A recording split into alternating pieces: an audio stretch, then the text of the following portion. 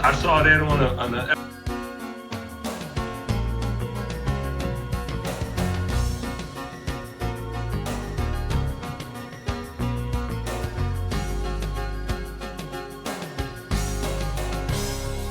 Thank you.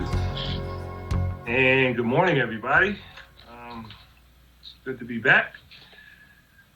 We're going to start now. We have established a quorum. I understand that the state law currently requires that the following announcement be made at the beginning of every remote council session. Due to the current public health emergency, City Council is currently meeting remotely. We are using Microsoft Teams to make this remote meeting possible. Instructions for how the public may view the meeting and offer public comment are included in the stated meeting notice that was published in the Daily News, Enquirer, and Legal Intelligencer prior to the meeting. And you can also be found on phlcouncil.com. I now note that the hour has come. Mr. Decker will please call the roll to take attendance, and members can say maybe a couple of words to make sure that your name and your visual is ignited. Mr. Decker, call the roll.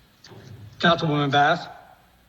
Good morning, Mr. President and colleagues. Very glad to be back and looking forward to today's business. Thank you. Good morning. Good morning. Councilwoman Brooks. Good morning, everyone. It's so good to see everyone's faces and just to be back in session. Good morning. Councilman Dom. Good morning, everyone.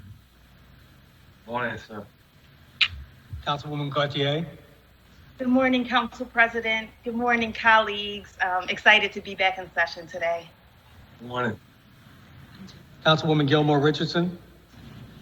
Good morning, Council President. Good morning, colleagues. So happy to see all of you and be back in session. Thank you so much. Councilman Green. Good morning, colleagues. Just glad to be back in the City Hall. I see, Council President, you are a man of the people sitting with the constituents in the chambers, which is great to see. You come off the podium, so. Absolutely, yeah. Good morning. Councilwoman Gim. Good morning, Council President. Good morning, colleagues. I'm looking forward to this session. Good morning. Councilman Heenan. Good morning, Council President, and good morning to all of our great colleagues in City Council. Councilman Johnson, Good morning, Council President. Good morning, Council colleagues. Morning. Councilman Jones, Good morning, Mr. President. Good morning, colleagues. Good morning, viewing audience. Morning. Councilman Oh, Good morning, Council President. Good morning, colleagues. Morning. Councilman O'Neill, Good morning, everyone. Good morning. Councilwoman Parker, President, good morning, colleagues. Great to see everyone. Morning. Councilwoman Quiñones Sánchez, Good morning, everyone. I want to thank the viewing audience for their patience as we learn to live in this new normal. Thank you for your patience. Good morning, Council Lady. Councilman Squilla, Good morning, Council President and colleagues. Happy to be here at this session. Looking forward to another great term here in the council. Good morning. Councilman Thomas, Good morning, Council President. Good morning, colleagues. Happy to be back, and good morning to the listening public. Morning. Council President Clark. Good morning, President. Thank you. And a quorum of the council is present, and council will now come to order. Despite the great need, there will be no invocation today. We will, however, observe a very brief moment of silent prayer for our city, its leaders, and the citizens during the current public health crisis. Can we now please observe a moment of silence?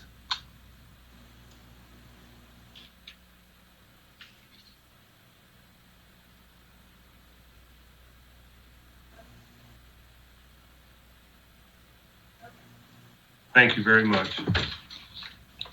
Thank you very much. So our next order of business is the approval of the journal of the meeting of Thursday, June 25th, 2020, and the chair recognizes Councilman Squilla. Thank you, Mr. President. I move that the journal of the meeting of Thursday, June 25th, 2020 be approved. Second. Thank you. It's been moved and probably seconded that the journal of the meeting of Thursday, June 25th, 2020 stand approved. All those in favor indicate by saying aye. Aye. Those opposed, ayes have it, and that journal is approved. And our next order of business is request for leave of absence, and the chair recognizes Councilwoman Parker. Thank you, Mr. President. On behalf of the members of council, there are no requests for leaves of absence today. The chair thanks to Councilwoman. And our next order of business is communications. And the clerk will please read the messages from the mayor and any other communications that he may have in his possession.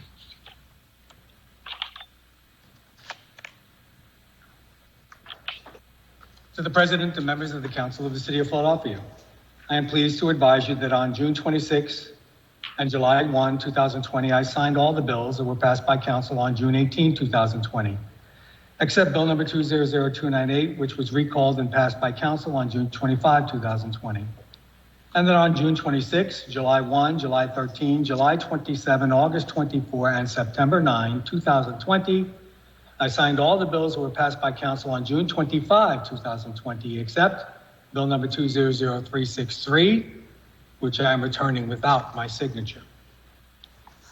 And I respectfully request and submit for the consideration of your honorable body our resolution confirming the reappointment of Michael H. Reed, Esquire, as a member of the Board of Ethics to serve in the term ending November 16, 2025.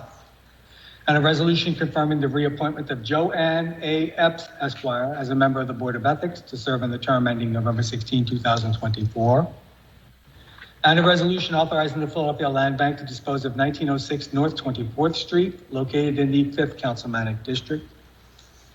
And a resolution approving the redevelopment contract of the Philadelphia Redevelopment Authority for the redevelopment and urban renewal of a portion of the Point Breeze urban renewal area identified by house numbers and street addresses as 1308 through 1314, 1318, and 1336 through 1334 South Capitol Street, 2025 through 2029, 2031, 2033 through 2035, and 2038 Reed Street, 1400, 1402, 1410, 1413, 1415, 1419, 1421, 1426, 1428, 1430, and 1440 South Taylor Street, and 2024 Wharton Street. And a resolution approving the redevelopment contract of the Philadelphia Redevelopment Authority for the redevelopment and urban renewal of a portion of the New Kensington Fishtown urban renewal area identified by house number and street address as 1824 East Huntington Street. And a resolution approving the redevelopment contract of the Philadelphia Redevelopment Authority for the redevelopment and urban renewal of a portion of the New Kensington Fishtown urban renewal area identified by house number and street address as 2451 through 2453 Frankfurt Avenue. And a resolution approving the redevelopment contract of the Philadelphia Redevelopment Authority for the redevelopment and urban renewal of a portion of the New Kensington Fishtown urban renewal area identified by house number and street address as 2514 Coral Street. And a resolution approving the redevelopment contract of the Philadelphia Redevelopment Authority for the redevelopment and urban renewal of a portion of the New Kensington Fishtown urban renewal area identified by house number and street address as 2103 East Haggard Street, all under certain terms and conditions. Thank you, Mr. Decker. Appreciate it. And our next order of business is the introduction of bills and resolutions. Just by way of reminder, we're asking that all resolutions, including privilege resolutions, be placed on the final passage calendar for the next session of council, unless they are being referred to a committee in our current remote environment. This procedure will provide an appropriate opportunity for public comment. So I want to thank you very much in advance for your cooperation. Mr. Decker, can you please read the titles of the legislation that is being offered today by the member? Councilwoman Parker offers an ordinance amending Chapter 10, 2200 of the Philadelphia Code entitled Hate Crimes to provide for penalties for criminal conduct involving misuse of the 911 emergency response system motivated by hatred towards certain characteristics of other persons. And an ordinance amending Section 9, 11, and 1130 of the Philadelphia Code entitled Unlawful Credit Screening Practices in Employment by revising restrictions. Those two bills will refer to committee. And a resolution proclaiming the week of September 14, 2020 as Census Week in Philadelphia. Councilwoman Parker is introducing that on behalf of Council President Clark. Councilwoman. Yes, thank you, Mr. President. I would like to be recognized to speak on that resolution in particular. Thank you. Councilwoman, please proceed. I know there's a little special right. That you all can. Thank you, Mr. President, for allowing me a special exception to speak now on the Census Week resolution immediately after its introduction. At this time, I will ask my colleagues to please put on their census-themed mask. Please put on your census-themed mask. Council President Clark, when he noted that he wanted this resolution introduced, officially proclaiming next week, the week of September the 14th, as Census Week in Philadelphia, I was extremely pleased. In reality, we know that between now and the deadline at the end of September, and we want to be clear about this, we need every week, every day, every hour, every second to be focused on the census. I know lots of people are talking about the election and voting, but equally important is our participation in the census. For a very brief background for the public, the census is the once a decade population and housing count of all 50 states, the District of Columbia, Puerto Rico, and the island areas as required by the U.S. Constitution. The results of the census actually determine the number of seats for each state in the U.S. House of Representatives and are used to draw congressional and state legislative districts and to distribute hundreds of billions of dollars in federal funds each year. Philly Counts 2020 is our city's effort to support the next U.S. Census. Philly Counts, along with the Philadelphia Regional Office of the Bureau and partners, have been working tirelessly to get all Philadelphians to fill out the census. We've got to give a shout out to all members of council who have also been working in their respective districts and all over the city to encourage participation. While some areas of Philadelphia have filled out the 2020 census at rates similar to the 2010 census, listen, some of our neighborhoods are still behind. We want to leave you with this for the benefit of the public. According to our research, there are very real implications for our city if we don't get enough Philadelphians to fill out this census. In the 2020 count, if just one person is missed, and you should quantify this and know this, our city could face a loss of $21,000 in federal funding over the next decade if an undercount occurs. The city's capacity to meet the needs of all of our residents in areas that are important to us will be seriously impacted. So join the members of City Council in making being counted a priority. Thank you, Mr. President, for your leadership and Council's leadership in promoting that all of us need to be counted. PHL counts. Thank you, Mr. President. Thank you, Council Lady. Folks, please be counted. It's all about the money. All right. Thank you. All right. Councilwoman Parker introduces on her own behalf a resolution recognizing September as Suicide Awareness and Prevention Month in the city of Philadelphia and affirming the need for suicide prevention awareness and robust mental health services. Thank you. That will be on the next session of council.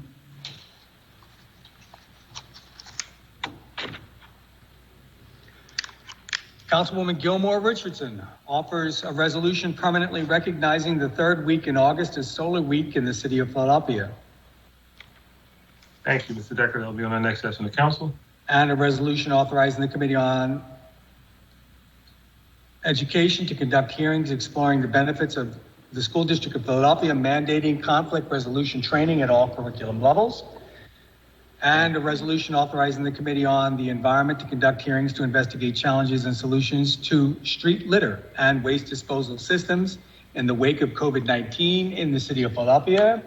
And a resolution calling on the Philadelphia Postmaster to meet with Congressman Dwight Evans and the Philadelphia Congressional Delegation to discuss the alleged removal of sorting machines from Philadelphia area post offices, which would cause delays in the processing of census forms and mail-in ballots. Mr. Decker, that last, was that calling for a hearing or just a meeting? It's calling on the postmaster to meet with Dwight Evans. Oh, okay, so the two prior resolutions calling for a hearing will be on today's calendar. The last resolution will be on next week's calendar. Okay. The resolution calling for a hearing, there are two resolutions calling for a hearing, Mr. President. That's what I said, the two.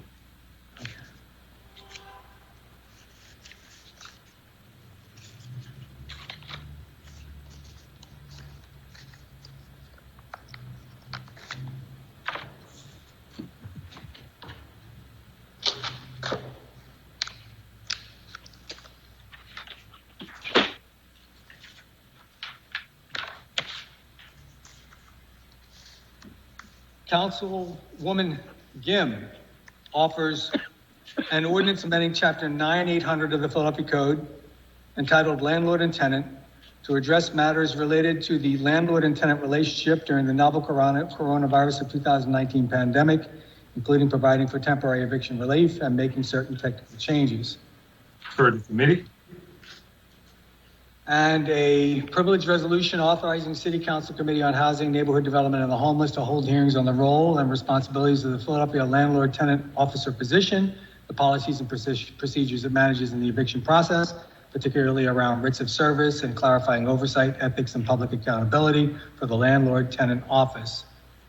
For the committee.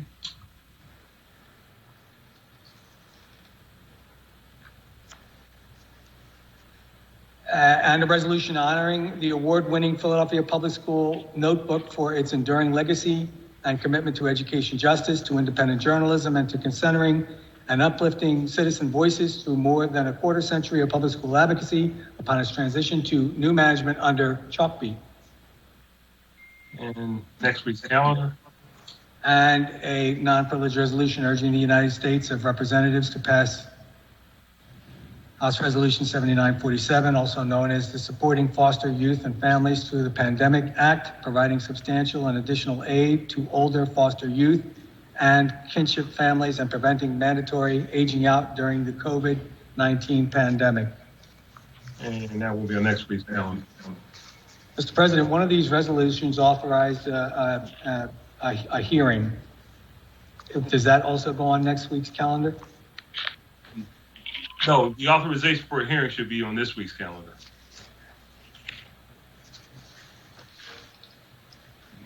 That's my mistake. I apologize.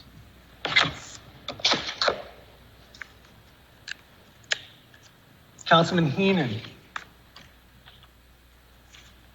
offers an ordinance establishing a no truck parking regulation on both sides of Talbot Street from Torresdale Avenue eastbound to the end of the roadway. For the committee. And an ordinance to amend the Philadelphia zoning maps by changing the zoning designations of certain areas of land located within an area bounded by Buckeye Street, the Delaware River, Orthodox Street Extended, and Richmond Street. For the committee. Councilman Jones offers a privileged resolution authorizing the City Council Committee on Public Safety and the Special Committee on Gun Violence Prevention to hold hearings to review and examine the perpetrators of the last 100 shootings in Philadelphia, as well as exploring the source of the guns used to commit violent crimes and the role of the criminal justice system in the offender's life. Today's calendar. And a privileged resolution recognizing the 12th annual Block Captain Boot Camp, which will be held virtually for the first time ever on Saturday, October 24, 2020. Next week's calendar. And a privileged resolution supporting the National Minority Business Development Agency and recognizing October 5 through October 9, 2020 as Philadelphia Minority Enterprise Development Week, which provides critical information, resources, opportunities, and inspiration to the minority business community. That'll be next week's calendar. And a privileged resolution recognizing and honoring Dana Jenkins, principal of Roxborough High School, on the occasion of her retirement after 20 years of dedication and service to the school district of Philadelphia. And that will be on next week's calendar.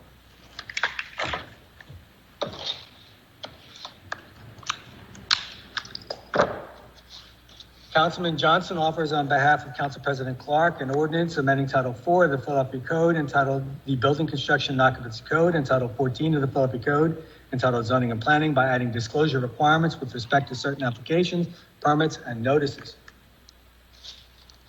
That will be referred to committee. Councilman Johnson offers on his own behalf an ordinance to amend the Philadelphia zoning maps by changing the zoning designations of certain areas of land located within an area bounded by Bartram Avenue, the Delaware Expressway, Enterprise Avenue, and Island Avenue. For the committee. Councilman Johnson also offers a non-privileged resolution approving the redevelopment contract of the Philadelphia Redevelopment Authority for the redevelopment and urban renewal of a portion of the Point Breeze urban renewal area identified by house numbers and street addresses as 1308 through 1314 South Capitol Street, 1318 South Capitol Street, 1336 through 1344 South Capitol Street, 2025 through 2029 Reed Street, 2031 Reed Street, 2033 through 2035 Reed Street, 2038 Reed Street, 1400 South Taylor Street, 1402 South Taylor Street, 1410 South Taylor Street, 1413 South Taylor Street, 1415 South Taylor Street, 1419 South Taylor Street, 1421 South Taylor Street, 1426 South Taylor Street, 1428 South Taylor Street, 1430 South Taylor Street, 1440 South Taylor Street, and 2024 Wharton Street. And that will be on next week's calendar. Councilwoman Quiñones Sánchez offers on behalf of Council President Clark, Councilwoman Sánchez, and Councilman Dom an ordinance authorizing transfers and appropriations for fiscal year 2021 from the general fund, the council to the general fund, the director of finance. For the committee. Councilwoman Brooks offers an ordinance amending Chapter 800 of the Philadelphia Code entitled Landlord and Tenant to address matters related to the landlord and tenant relationship during the novel coronavirus of 2019 pandemic, including providing for the temporary waiver of certain fees and making certain technical changes. For the committee. Councilwoman Brooks also offers a privilege resolution commemorating the 55th anniversary of the signing of the Voting Rights Act. And that will be on next week's calendar. Councilman Dom offers a privilege resolution authorizing the Committee on Public Safety to hold a hearing examining the ongoing safety and noise issues with the use of ATV and other unauthorized vehicles on city streets and the possibility of creating a space for safely riding in Philadelphia. That calls for a hearing, Mr. President. Today's calendar. That's it.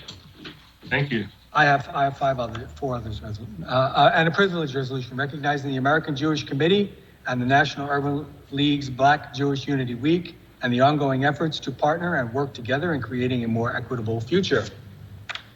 Next week's calendar. And a privilege resolution honoring the life of Eleanor Sokolov and her legacy of service and promotion of musical education in Philadelphia. Next week's calendar.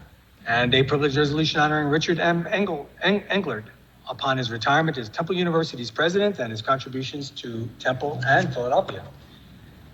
Next week's calendar. And a privilege resolution authorizing the Committee on Commerce and Economic Development to hold a hearing that examined recent research released by Pew Charitable Trusts and Center City District on the state of our local business economy, the role of our Black-owned and minority-owned businesses play in the city's economy, and the impact of COVID-19 on these businesses.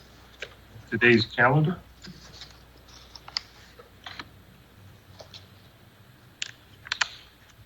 Councilwoman Gautier offers an ordinance amending Chapter 9800 of the Philadelphia Code entitled Landlord and Tenant to address matters related to the landlord and tenant relationship during the novel coronavirus of 2019 pandemic, including providing for repayment agreements and making certain technical changes.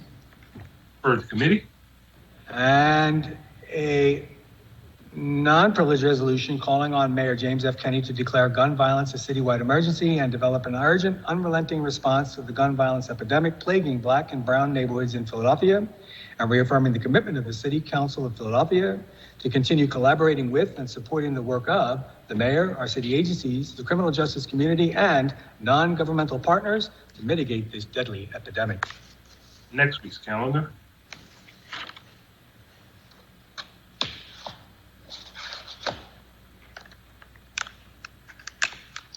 Councilman Thomas offers a privilege resolution honoring and congratulating the Mastery Charter North Girls basketball team on their successful 2019-2020 season and overall 20-9 record in the Philadelphia Public League Girls Basketball Championship. Next week's calendar. And a privilege resolution honoring and congratulating activist, advocate, founder, and president emerita of the Children's Defense Fund, Marion Wright Edelman. That'll be on next week's calendar. And a non-privileged resolution calling on Pennsylvania Interscholastic Athletic Association to create equitable forms of competition for schools and students unable to compete in their sport in the normal way because of public health guidance in their communities. In next week's calendar. And a non-privileged resolution calling on the Pennsylvania Department of Education to cancel the PSSA and Keystone exams for the 2020 through 2021 academic year and redirect the resources to providing the best digital learning environment possible.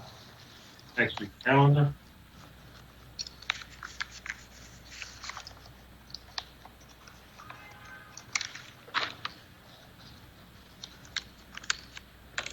Councilman O'Neill offers on behalf of Council President Clark a non-privileged resolution confirming the reappointment of Michael H. Reed, Esquire, as a member of the Board of Ethics to serve in the term ending November 16, 2025. For the committee. And a non-privileged resolution confirming the reappointment of Joanne Epps, Esquire, as a member of the Board of Ethics to serve in the term ending November 16, 2024. For the committee. Councilman Squilla offers an ordinance authorizing the Philadelphia Chinatown Development Corporation, also known as PCDC, to own and maintain a pedestrian plaza along the west median of the 10th Street and Vine Street intersection on the structure carrying traffic above Interstate 676. And an ordinance authorizing Keystone Property Group to construct on and maintain a proposed exterior building ramp at 100 South Independence Mall West. Heard the committee. And a non-privileged resolution approving the redevelopment contract of the Philadelphia Redevelopment Authority for the redevelopment and urban renewal of a portion of the New Kensington Fishtown urban renewal area identified by house number and street address as 1824 East Huntington Street. Next week's calendar. And a non-privileged resolution approving the redevelopment contract of the Philadelphia Redevelopment Authority for the redevelopment and urban renewal of a portion of the New Kensington Fishtown urban renewal area identified by house number and street address as 2103 East Haggard Street.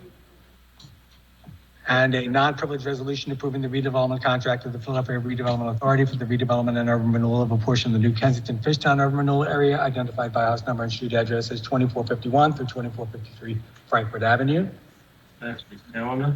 And a non-privileged resolution approving the redevelopment contract of the Philadelphia Redevelopment Authority for the redevelopment and urban renewal of a portion of the New Kensington Fishtown urban renewal area identified by house number and street address as 2514 Coral Street.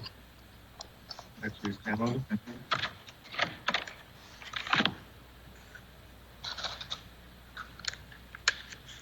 Councilwoman Bass offers on behalf of Council President Clark an ordinance renaming and designating the property commonly referred to as the 30th and Jefferson Playground, located at the corner of 30th and Jefferson Streets, as the Howard McCall Senior Playground in the city of Philadelphia. Councilwoman Bass offers on her own behalf an ordinance amending Title VI of the Philadelphia Code entitled Health Code by creating a new Chapter 6-1300 entitled Healthy Outdoor Public Spaces, to promote a healthy environment that protects the public from the risks of toxic herbicides by prohibiting their use on all city-owned or used public grounds, including but not limited to parks, trails, recreation centers, and playgrounds, establishing reporting requirements, and establishing a private right of action. We'll refer to committee.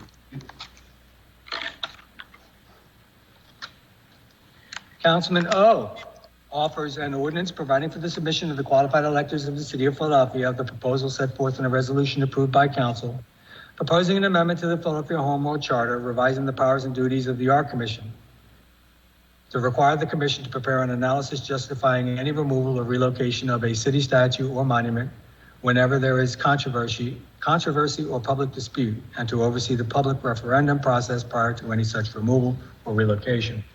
Further committee. And a privilege resolution recognizing September as National Recovery Month in Philadelphia and celebrating the 19th annual ProAct Recovery Walks to promote recovery and work to end the stigma surrounding drug and alcohol addiction. Next week's calendar. And a privilege resolution recognizing September 2020 as Childhood Cancer Awareness Month in Philadelphia in honor of childhood cancer patients, caregivers, survivors, and those children who have succumbed to the disease. Next week's calendar. And a non-privileged resolution appointing 15 individuals to the Philadelphia Fashion and Garment Industry Task Force. Next week's calendar. And a non-privileged resolution proposing an amendment to the Philadelphia Home Rule Charter by revising the powers and duties of the Art Commission to require the Commission to prepare an analysis justifying any removal or relocation of a city statue or monument and to oversee a public referendum process prior to any such removal or relocation. Further committee.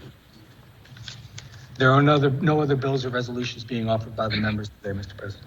Thank you very much, Mr. Decker. That concludes our introduction of bills and resolutions. There are no reports from committee today. So our next order of business is the consideration of the calendar. There being no bills on the first reading calendar, the chair recognizes Councilwoman Parker for the purpose of calling up resolutions and bills on the second reading and final passage calendar. Thank you, Mr. President. The following resolutions and bills are being called up from the second reading and final passage calendars today. They are numbers 200399, 200349, 200350, 200188, 200345, 200-354, 200-365, 200-303, 200-364, and 200-368. All other bills and resolutions are being held. Thank you, Council Lady. Before considering these resolutions and bills, we will consider public comment, and it will go as follows. The public comment must concern matters on the second reading and final passage calendar with possible action at a session of council. A speaker on any of those matters must sign up in order to testify. You must call 215-686-3406 by 5 p.m. the day before the session to sign up for public comment.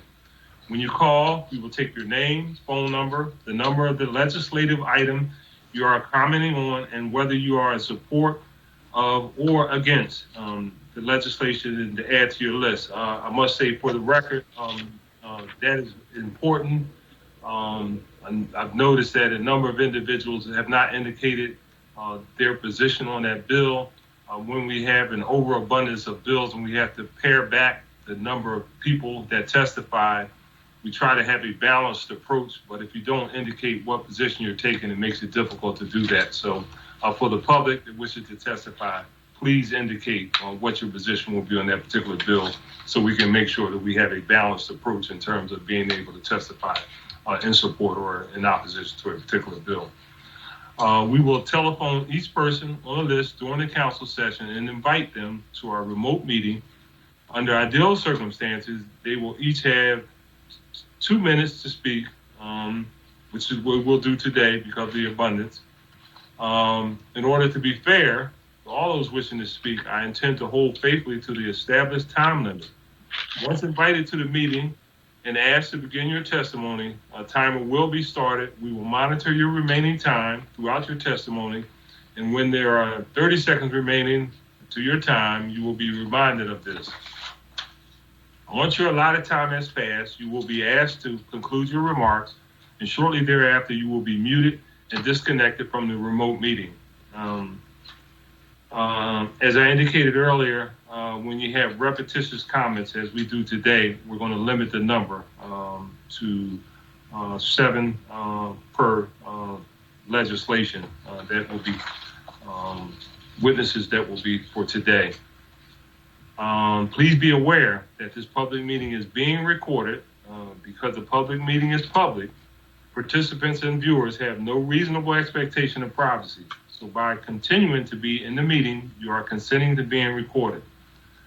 I would now ask Mr. Decker to please read the name of the first speaker. Mr. President, we'll need to take a very short break while we call the participants and invite them to the meeting. And I will ask Mr. Decker to please take a short break while you invite the participants to the meeting.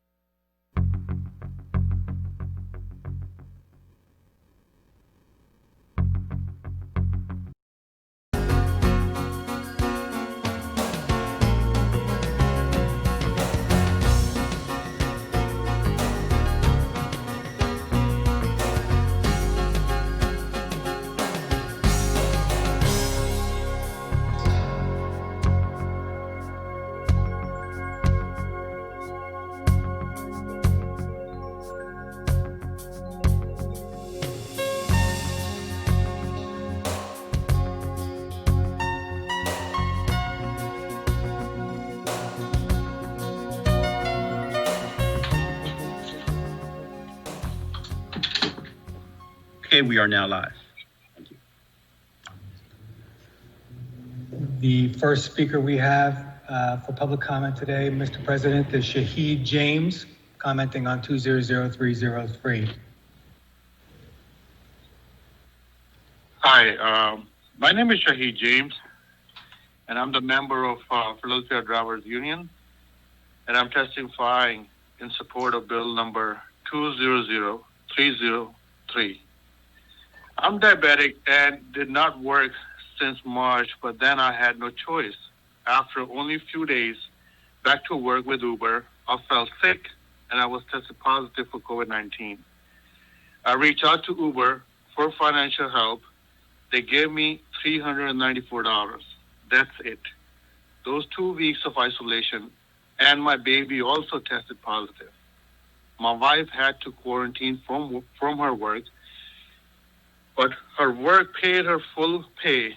And even a bigger trouble, it put me behind my rent and my bills. I have worked more than 60 hours per week for Uber for almost 7 years. And $394 was not fair. It wasn't even cover the cost of my car and insurance. 3 weeks later, I'm still not feeling well, and I have dizzy spells, but I tested negative now and have no choice but go to work.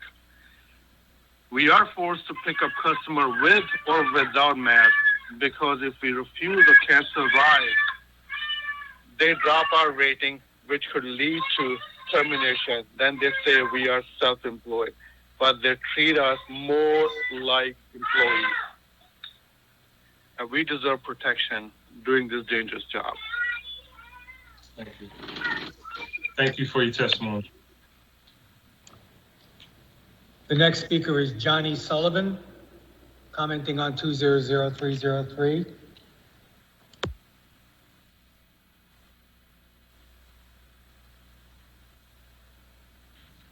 Good morning. Mr. Sullivan, can you unmute yourself? Star 6 to unmute. Can you hear me? We have you. Good morning. Please Good morning. state for the record and proceed with your testimony. Sure. My name is Johnny Sullivan, and I've been a CNA at Chestnut Hill for 11 years now. I'm speaking to you today because I am unfortunately an example of just how badly we need Councilmember Brooks' paid sick leave law, Bill number 200303 here in Philadelphia. When the COVID-19 pandemic hit in March, my coworkers and I were on the front lines providing direct care for COVID patients in our hospital. We were risking our own health and even the health of our families to take care of others. I didn't complain because it's my job, and I do love my job taking care of others. But in those early days, my hospital wasn't providing the best protection for me and my coworkers. We were working directly with COVID-positive patients and using the same PP over and over again. PP that was only designed to be used once. So it shouldn't surprise anyone that I became sick. Within a few weeks, I began to feel muscle aches and chills. I went for a test, and surely enough, I was diagnosed positive for COVID-19. I was sent home for quarantine, but after a few days at home, I got really worse. I began to have trouble breathing, and so I went to the hospital, and I was immediately and spent 12 days there. I was eventually sent home, but still on oxygen and bed rest. I continued to have health problems and spent almost 4 months out of work. My employer said I couldn't prove that I contracted COVID-19 at the hospital, so they refused to cover me. I used all of my sick time, all of my vacation time, and eventually had to apply for disability. It wasn't enough. I'm still behind on my bills. And here's the crazy part. I'm one of the lucky ones. I know it's hard for me right now, so I imagine others who have the same problem. I'm asking you today to hold these employees accountable to help people who need it and deserve it. Pass this bill. Thank you. Thank you for your testimony. The next speaker is Angela Vogel, commenting on 200303.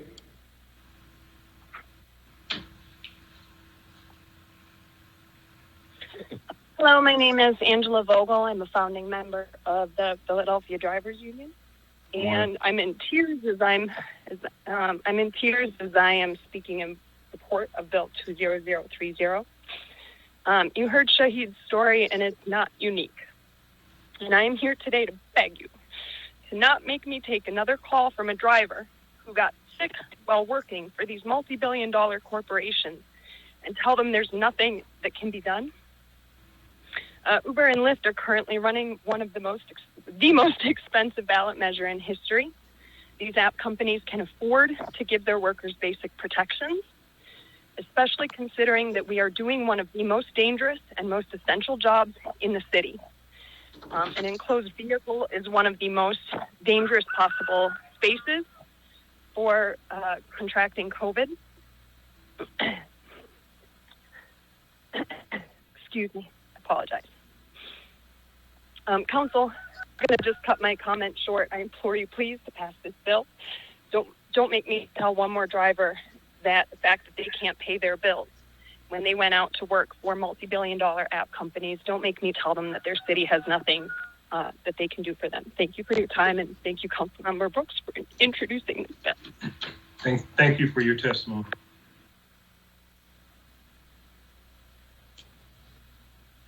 Elise Ford, commenting on 2003003.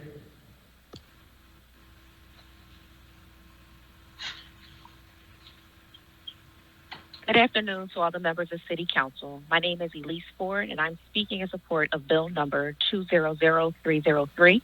I am the Vice President of District 1199C, an affiliate of the National Union of Hospital and Healthcare Workers, which represents 13,000 members working in major healthcare institutions throughout Philadelphia and the region.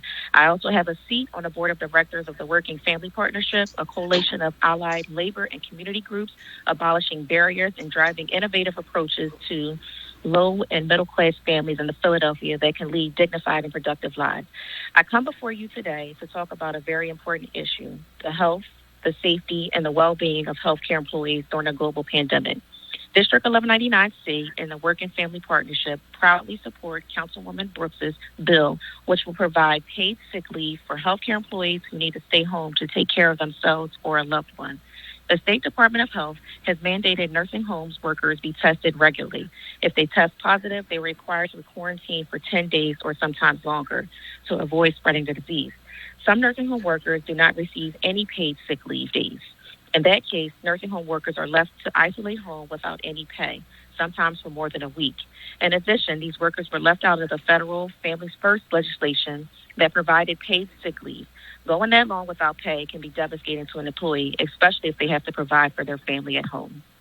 The PA Advocates for Improved COVID-19 Response and Long-Term Care Facilities published a publication titled Immediate Actions Pennsylvania Must Take to Address the COVID-19 Crisis in Long-Term Care Facilities. The publication states that Pennsylvania should guarantee all long-term care facility staff a minimum of 2 weeks paid sick leave and protection against penalization for that using sick leave time. Councilwoman Brooks' paid sick leave bill will be enable Pennsylvania long-term care workers to receive that much-needed protection. Councilwoman Brooks' paid sick leave bill is not only good for healthcare employees, but for the elderly as well.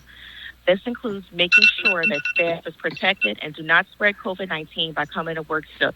I urge all members of City Council to vote yes on the bill and give healthcare workers the financial protections they deserve. Thank you. Thank you for your testimony. The next speaker is Will Carter, commenting on 2003003.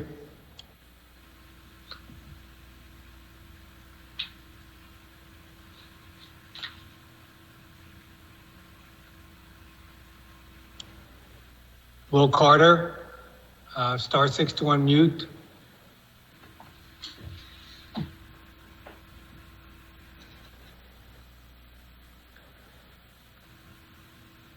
Hello, testing. Hello, Carter. All right. Let me go ahead because I know my time is running. Thank you for having me, Council President, members of Council. I'm here to testify on 2003003. Chamber of Commerce, having heard from several members, maintains that Bill number 2003003, as passed out of committee, could better consider the economic climate brought on by the coronavirus pandemic. and the obstacles it creates for businesses fighting to recover at this critical time. Let me be clear. Everyone wants those who are sick to be able to stay home. Everyone, all businesses we have talked to, they understand that this is an emergency and people should be able to stay home. That is why the overwhelming majority of businesses provide paid time for this purpose. What also, however, must be understood is that by the sponsors is that COVID-19 remains a historic disruption to the world as we once knew it, with both large and small businesses experiencing unprecedented financial hardships and significantly reduced revenues. Many have had no choice but to shut down permanently. Thankfully, the city's healthcare, government, essential workers, philanthropic community, and public-private partnerships have helped ensure our city has a chance to recover. However, as you're aware, much work remains. The Chamber of Commerce submitted amendments to this bill to members of council that look to clean up the bill and ensure that there is no duplicative processes in the legislation. The first amendment has to do with exempting businesses who have equal or greater paid time off. This was an amendment adopted in the committee, and we just wanted to ensure that if a business is doing the right thing and having more generous policies, that they are not being adding costs onto what they're already doing if they already offer equal or greater paid time off. The second amendment concerns lump sum payments and replenishment. In the bill as it stands, if an emergency is once again enacted in November, another 14 days would add on to the current 14 days that would be due when this bill is passed. And then we also want to ensure that any time off that members offer is accrued towards the 14-day period now. We've spoken to the sponsor. She said she was looking at this, and she said she would get back to us. I haven't heard back to her today, but these amendments we believe are reasonable in light of what's going on with the city of Philadelphia at this time and responsible for the city of Philadelphia. Thank you for your time. Thank you. Thank you for your testimony. The next speaker is Blaine Stoddart, commenting on 200303.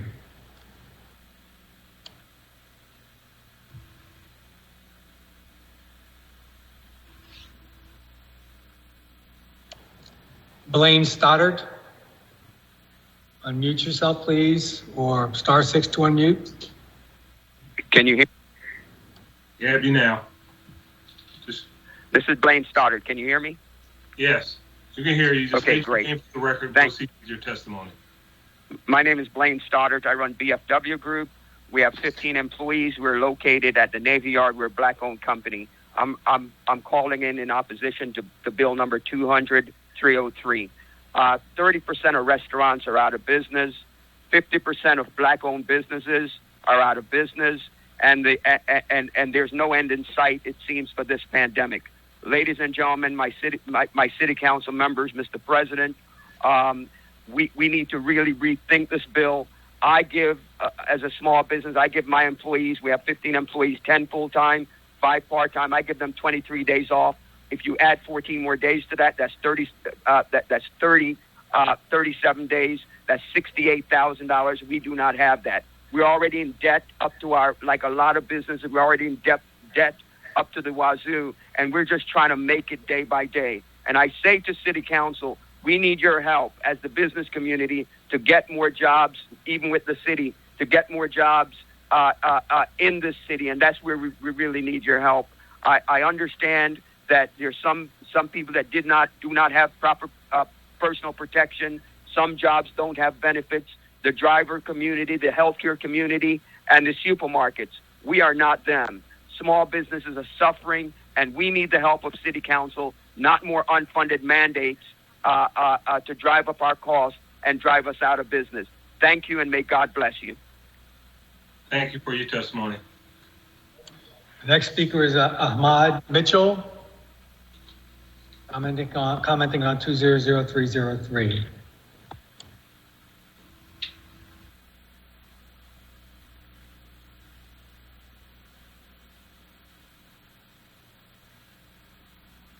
Ahmad Mitchell,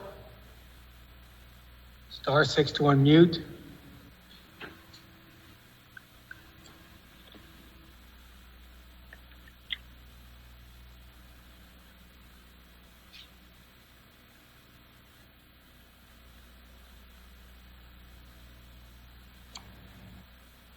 Next speaker, Maria Kandroff. Maria Kandroff.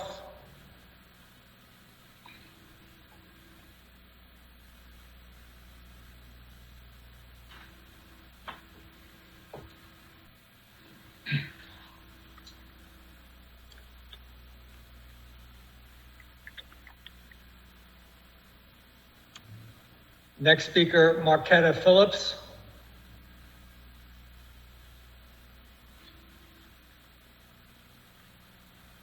Marquetta Phillips. Hello, do you hear me? Yeah, we do. Please state your name Great. and proceed with your testimony. Yes, this is Marquetta Phillips, and I'm calling about 200364. So hello, Honorable Philadelphia City Council members. Hope you and your families are well. My name is Marquetta Phillips of the West Philadelphia section of Philadelphia neighborhood, and a volunteer with a citizen trustee with the Philadelphia Civic Trust and Citizens Campaign. The Citizens Campaign is a nonpartisan and nonprofit organization that educates and empowers citizen leaders to engage in the fullness of their political power through our no-blame problem-solving to public issues. Our solutions and legislative recommendations are doable based on data, being cost-effective, and creating a beneficial impact for the city as a whole. On behalf of the Philadelphia Civic Trust, the Citizens Campaign, we vote yes in support of the Police Reform Bill 200364 regarding public hearings on police contracts proposed by the Office of Catherine Gilmore Richardson and the Public Safety Committee. The Philadelphia Civic Trust also supports police reform policy proposals that include the following recommendations.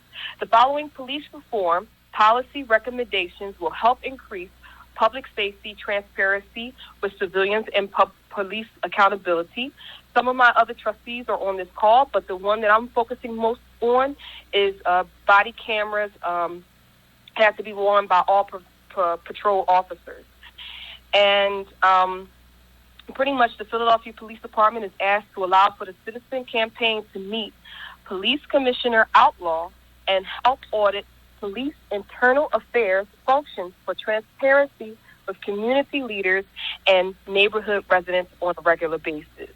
So my solution that I am, referring from the Citizens Trust is that the police department should formally adopt a written policy that allows for an annual audit of internal affairs and use of force. Use of de-escalation should be incentivized when evaluating the job performance of our police officers. Our tax dollars pay for salaries and benefits for police officers to serve and protect the citizens of this city. We need overall culture change with our police department in Philadelphia, with moving from a warrior culture to a guardian culture that respects and serves all citizens. Thank you for your consideration, time, and service to the city of Philadelphia. We look forward to working with you on more solutions. Thank you for your testimony. Thank you. We'll go back to Maria Kandroff.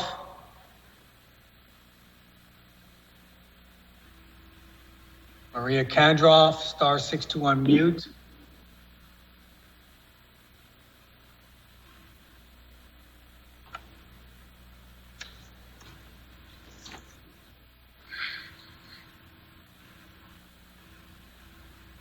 Next speaker is John McKay.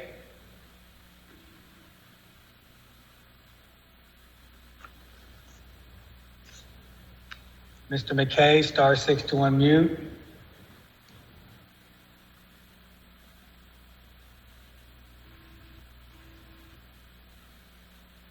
John McKay.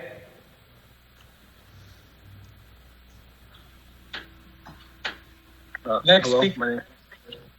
Mr. McKay? My name is Mahmoud. Can you hear me? Mr. Hello? McKay?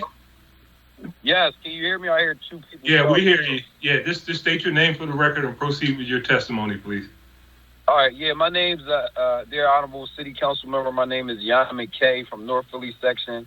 I am also a volunteer trustee with the Philadelphia Civic Trust and Citizens Campaign.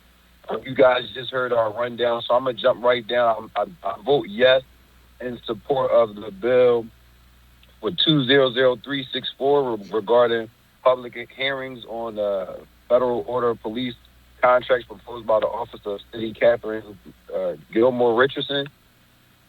My testimony is that the Internal Affairs Division is overseen by a lieutenant.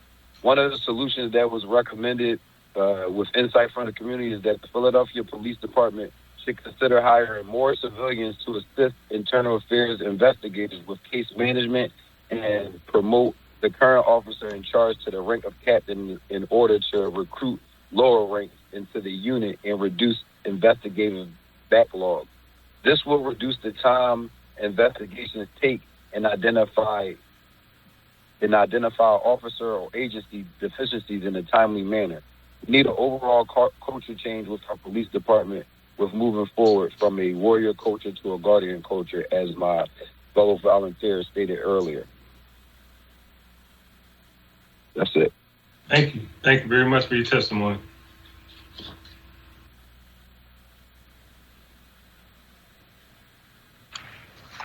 The next speaker is Farida Mabry.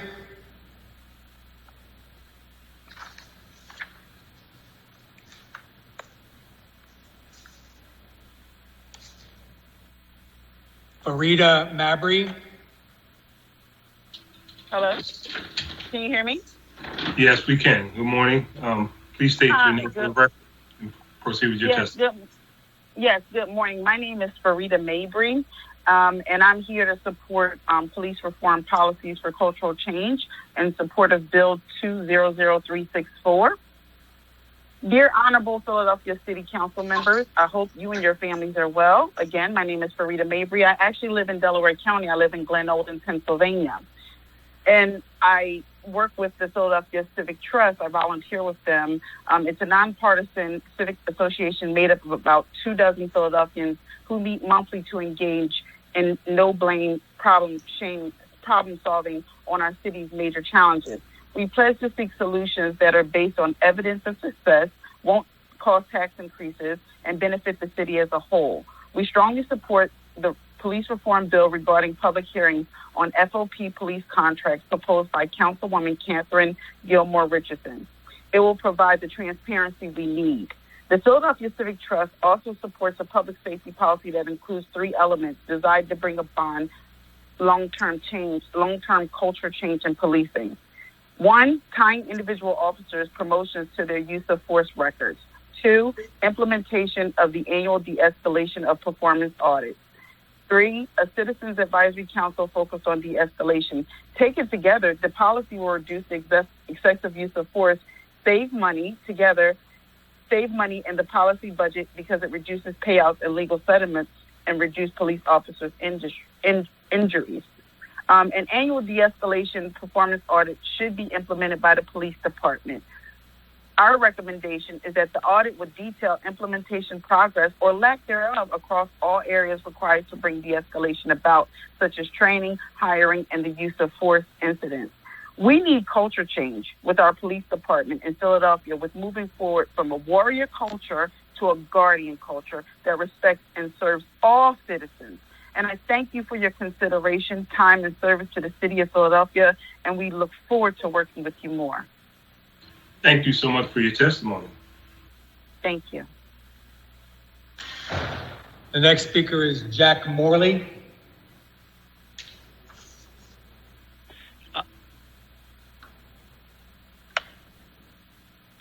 Jack M-O-R-L-E-Y. Yes. I'm John H. Morley, Jr., M-O-R-L-E-Y. Bill 200365 requires that anyone who tests fire protection equipment possess an ASSE 1510 certification. What is not written in the bill are that very few 1510 training facilities exist nationwide. All of them are owned and controlled by union members, and they will not allow a non-union sprinkler fitter to take the training. This bill is blatantly discriminatory, unconstitutional, and fatally flawed. This bill should be withdrawn and reintroduced only after a non-union training facility exists somewhere in the Delaware Valley region. This bill will not increase public safety. The most knowledgeable inspector in the world cannot overcome design and installation error. I ask all council members to vote against this bill, please. That ends my testimony. Thank you. The next speaker is Ben Magnus.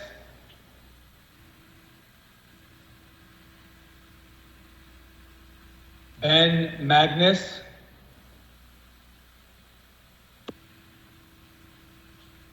*6 to unmute.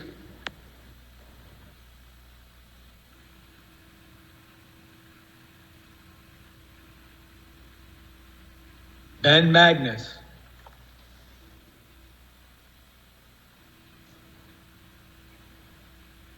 The next speaker is Joseph Dunlap.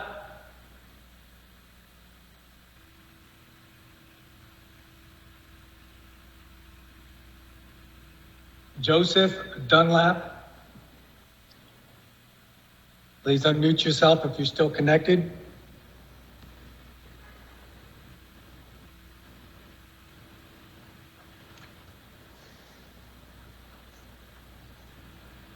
You hear me?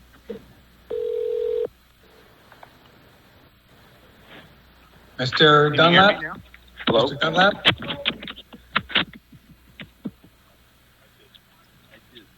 Mr. Dunlap? Yes, sir. Joseph Dunlap? Yes, sir. This is he. Commenting on 200365? Yes, sir. Mr. President, Mr. Dunlap is connected.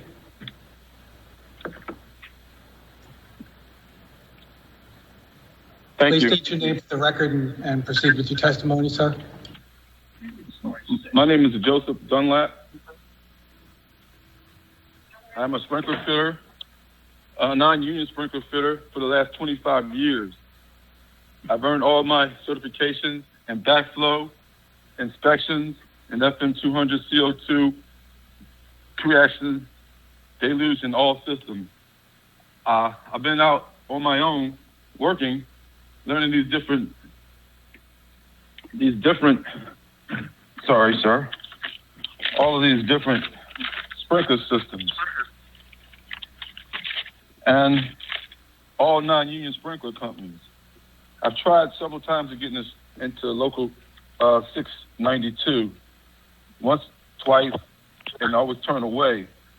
I know Philadelphia's a union town, and everybody here is like, you got the carpenters, the electricians, and everybody has minorities. I don't see a lot of minority sprinkler fitters. And I've been certified for a few years now in the non-union sprinkler company. And this bill 200-365 is passed, all the non-union sprinkler companies will no longer exist. And that means me and my family and a whole lot of other families. And Google Voice will try to connect you. And a whole lot of other families won't eat. And I appreciate if there was a possible way that we could take a test so I can earn another certification. That's my testimony. I think that's right. Thank you for your testimony, sir. The next speaker is Devin Brunson.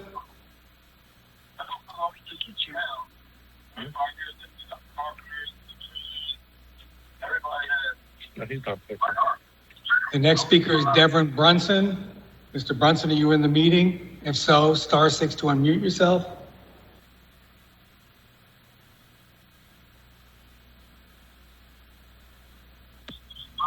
Hello? Devin Brunson. Hello, can you hear me? Mr. Brunson? Mr. Brunson? This is Devin, I'm here. Hello? We hear you, sir. Please state your name for the record and proceed with your testimony. Okay, I'm Devin Brunson.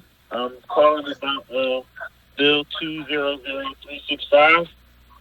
I'm a 43-year-old black man, and I've been working in this city for my whole life. I've roughly been at my job now for about 15 years. You let this bill pass, me as well as a lot of other people more likely going to become unemployed immediately. The effects of this bill on our economy is definitely going to be negative, all right? I think the bill is one-sided. I think it prevents people like me from getting the proper licenses and certifications required by law to perform our job. All right, if we don't join the union, then we can't work. We can't get in the union because a lot of us are turned away from the union, which is another, I think that's very unfair, but everybody is entitled to run their own business their own way. We should be afforded the opportunity at least to earn a living. All right, the only way we can get schooling is through the union, and if they don't let us into the schools, then what are we to do? So I think if nothing else, we should at least be afforded the time and opportunity to take the classes required so we can get the proper certifications that we need to remain in our current job. Because another thing that's very important is tenure. Us switching jobs and starting over is horrible. I mean, there's very few of us that are actually going to be accepted into the unions, even if they do decide to allow some of us in. But even with that, the pay cut from starting over, I mean, it may be just as bad as receiving unemployment because you'll be fully employed, but you may not have enough money to take care of your family. Whereas if I was on unemployment, I would be able to seek out other things to help me out, you know. That's pretty much all I have for you. And I just ask, please, that you look over this and not let this bill pass. Thank you.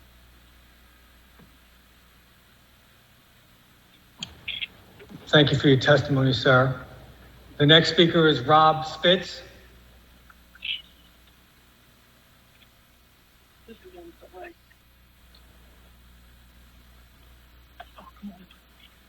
Rob Spitz.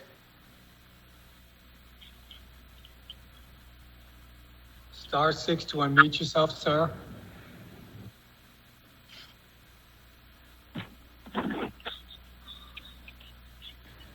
Rob Spitz, are you still in the meeting? No, I want Rob Spitz to talk. He's the one that did that one email. Is this Mr. Spitz?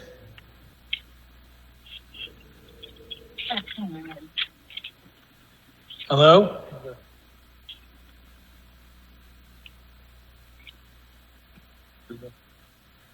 No, this is horrible.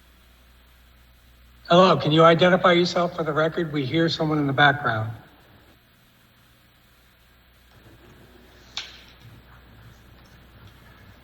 The next speaker is Michael Lauf, L-A-U-F, Michael Lauf.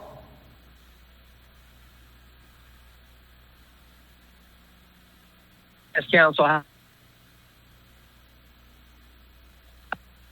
Michael Lauf. Council. We hear you. Is this Michael Lauf?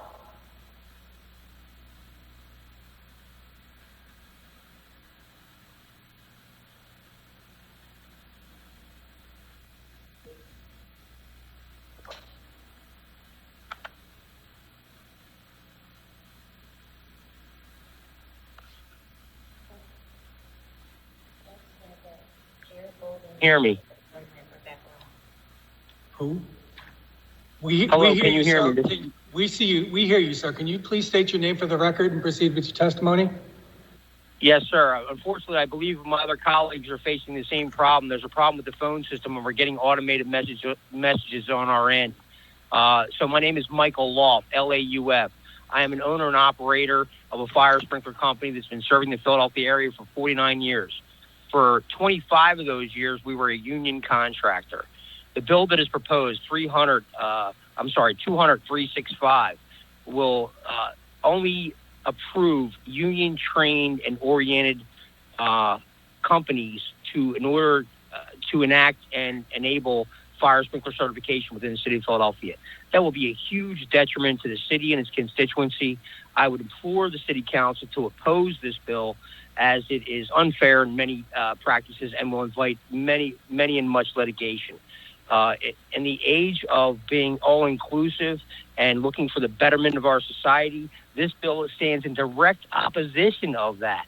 So again, I ask you and implore upon you to oppose this bill.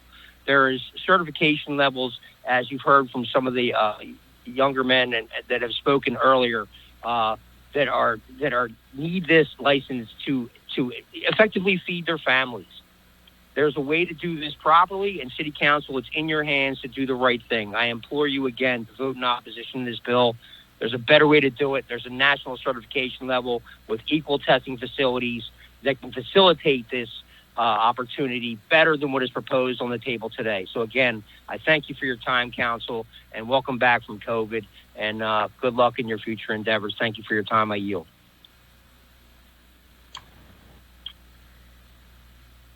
Thank you for your testimony, sir. The final speaker is Jared Bolden. Mr. Bolden, are you back in the meeting?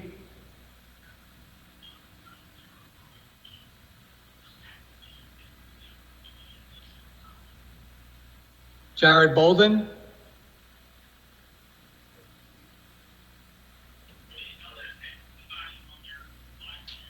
Mr. Bolden, *6 to unmute, or mute button if you have one. Deal with that. This would only deal with people that have 500 or more. I mean, it still applies to people, but it's not dealing with small businesses. Jared Bolden.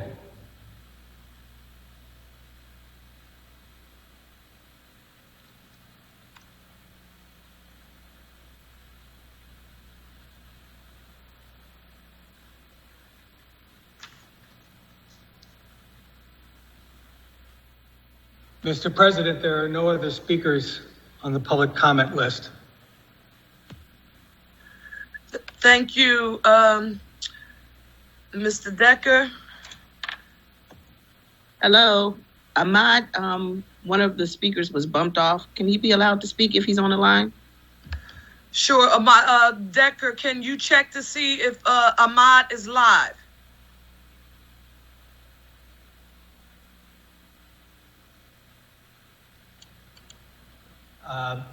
One moment, Madam Leader.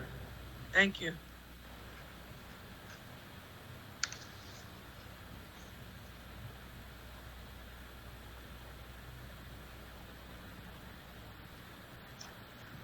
Ahmad Mitchell, are you on the line?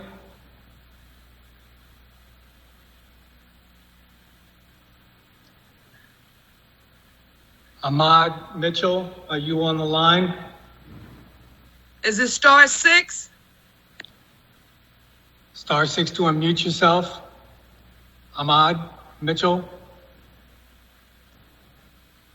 Madam Leader, it was reported to me by tech that he had been dropped from the call or that he had disconnected. This is Ahmad Mitchell. Hello. Okay, we can hear you, Ahmad. Thank you so much. Please state your name for the record and proceed with your testimony. Thank you. My name is Ahmad Mitchell. Good morning, Council President Clark and honorable members of City Council. I'm a member of One Pennsylvania and the line cook at Spice Finch Restaurant. I'm here today in support of Bill 200303, a bill that will provide 80 hours of immediately available paid leave, continued medical coverage, and job protection, allowing workers to return to their jobs. Because the benefits from the federal government have ended for people furloughed from their jobs, the people of Philadelphia need your help to safely recover from COVID-19. By expanding paid sick leave, you would be supporting public health, financial stability for working people, and supporting the growth of businesses that experience a higher worker turnover rate. This will make a big difference to me and my coworkers. We went back to work last week when our restaurant reopened. But not only take my word. According to the Center for Law and Social Policy, cities that pass laws requiring employees to provide paid sick leave saw decreased flu infection rates, increased workplace productivity, and businesses reported no loss in profits or increased business costs due to paid sick leave loss. Working sick also heightens the risk of transmission of diseases like COVID-19, especially for direct care workers, domestic workers, and hospitality industry workers like myself. Because many people cannot afford to lose their jobs, they will work while sick, potentially worsening the current health emergency. COVID-19 has already cost both the people and the government too much. In supporting this bill, you will be supporting the health and recovery of the city and the country. We call on you to support this bill without the amendments from the Chamber of Commerce. Thank you for your time. Thank you so much, Ahmad, for your testimony. Mr. Decker, does that conclude those scheduled to give remarks or comments? Yes, Madam Leader, that concludes the public comment list. Okay, thank you. As stated, that concludes today's public comment period. We will now consider the bills and resolutions on the second reading and final passage calendar.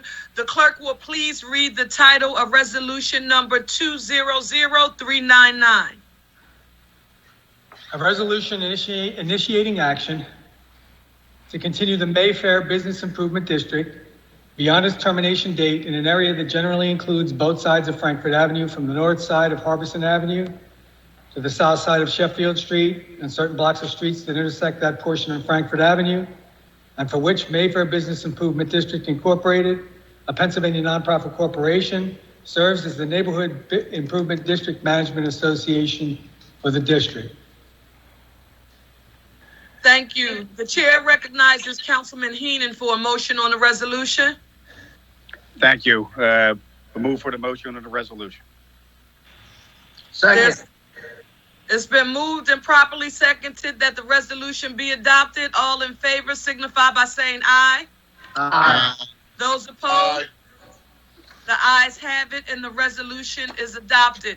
The clerk will please read the title of bill number 200349. An ordinance amending Title 14 of the Philadelphia Code, entitled Zoning and Planning, to amend certain provisions of Chapter 14-500 entitled Overlay Zoning Districts by creating the AME, American Street Overlay District. The chair recognizes Councilwoman Quiñones Sánchez for an amendment to bill number 200349. Thank you, Madam Chair. It was originally my intention to amend the bill. However, I would like to send the bill back to committee. I have therefore moved that bill number 200349 be remanded back from the calendar and recommitted to the Rules Committee. Second. Thank you. That bill will be recommitted to committee. We need to do a motion, Mr. Decker? Yes, Madam Chair, a voice vote. All those a voice vote? Okay. All those in favor of the motion to recommit the bill to committee will signify by saying aye. Aye. Those opposed? The ayes have it, and bill number 200349 will be referred back to committee. Will the clerk please read the title of bill number 200350? An ordinance amending the Philadelphia zoning maps by changing the zoning designations of certain areas of land located within an area bounded by Norris Street, American Street, Burke Street, and 3rd Street, and amending Title 14 of the Philadelphia Code entitled Zoning and Planning to amend certain provisions of Chapter 14-500 entitled Overlay Zoning Districts by creating the BNA, Berks, and American Overlay District. Thank you. The chair recognizes Councilwoman Quiñones Sánchez. Thank you, Madam Chair. I move that bill number 200350 be withdrawn. Is there a second? Second. It has been moved and seconded that bill number 200350 be withdrawn. All in favor will signify by saying aye. Aye. Those opposed? The ayes have it and the motion carries. Bill number 200350 has been withdrawn. Will the clerk please read the title? I'm back. Okay, I can't see you. I'm looking at another screen. Thank you, Mr. Oh, I'm President. sorry. All right. Thank you. Thank you, Councilwoman. Appreciate you. Mr. Decker, please read the title of Bill number 200188. An ordinance authorizing the Commissioner of Public Property on behalf of the City of Philadelphia to acquire fee simple title or a lesser real estate interest to all or a portion of a parcel of parcels of land located in the vicinity of Keller Road between Red Line Road and Chalfont Drive, commonly known as the Liberty Bell Youth Organization Recreation Center. This bill having been read on 2 different days, the question now is, shall the bill pass finally? Mr. Decker, call the roll. Councilwoman Bass. Aye. Councilwoman Brooks. Aye. Councilman Dom. Aye. Councilwoman Gautier. Aye. Councilwoman Gilmore Richardson. Aye. Councilman Green. Aye. Councilwoman Gim. Aye. Councilman Heenan. Aye. Councilman Johnston. Aye. Councilman Jones. Aye. Councilman O. Aye. Councilman O'Neill. Aye. Councilwoman Parker. Aye. Councilwoman Quiñones Sánchez. Mr. Decker, what bill are we voting on? My apologies. Bill number 200188, Councilwoman. Aye, thank you. Councilman Squilla. Aye. Councilman Thomas. Aye. Council President Clark. Aye, the ayes are 17, the nays are 0. Majority of members present voting in affirmative, the bill passes. Mr. Decker, please read the title of bill number 200345. An ordinance authorizing the Commissioner of Public Property on behalf of the city to acquire fee simple title or a lesser interest in real estate by purchase, dedication, donation, condemnation, agreement in lieu of condemnation, or otherwise, in parcels of land along the Delaware River and in the bed of the former Kensington and Tacony Railroad. This bill having been read on 2 different days, the question now is, shall the bill pass finally? Mr. Decker, call the roll. Councilwoman Bass. Aye. Councilwoman Brooks. Aye. Councilman Dom. Aye. Councilwoman Gautier. Aye. Councilwoman Gilmore Richardson. Aye. Councilman Green. Aye. Councilwoman Gim. Aye. Councilman Heenan.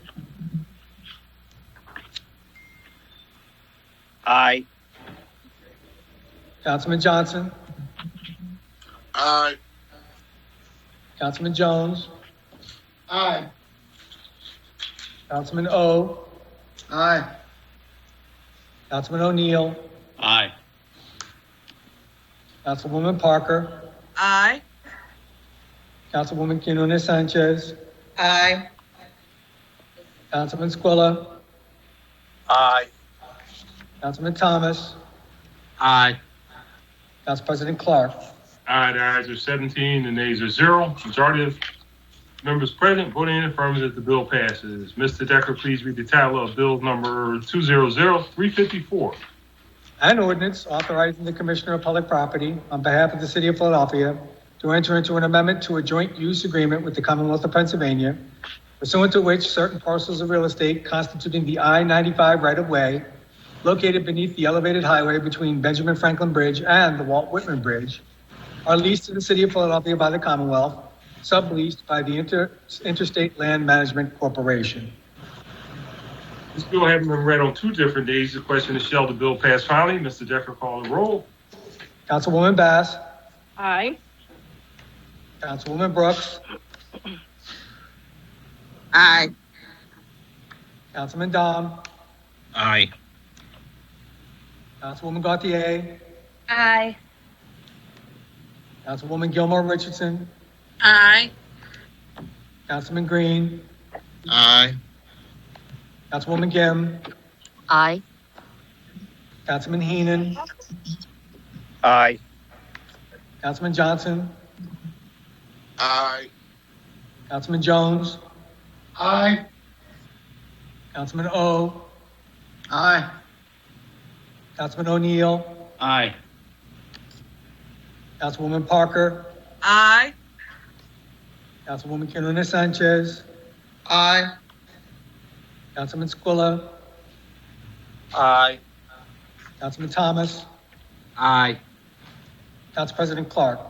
Aye, the ayes are 17, nays are 0. Majority of the members present voting in the affirmative, the bill passes.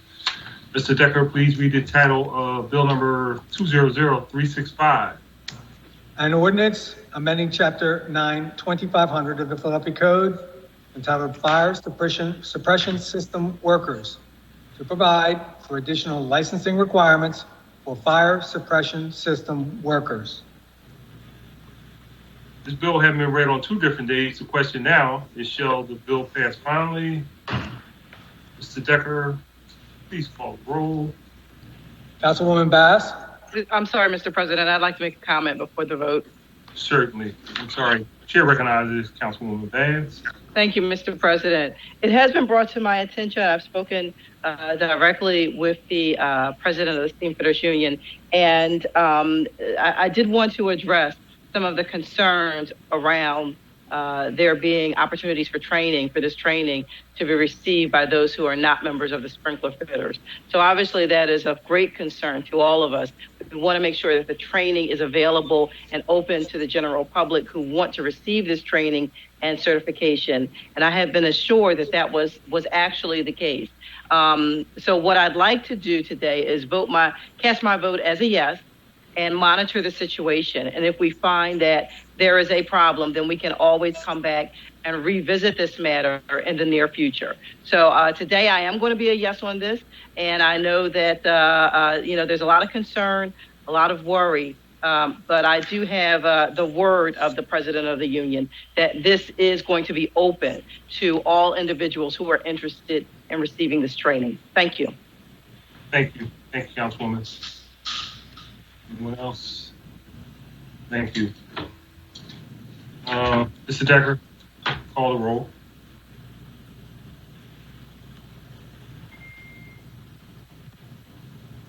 Mr. Decker?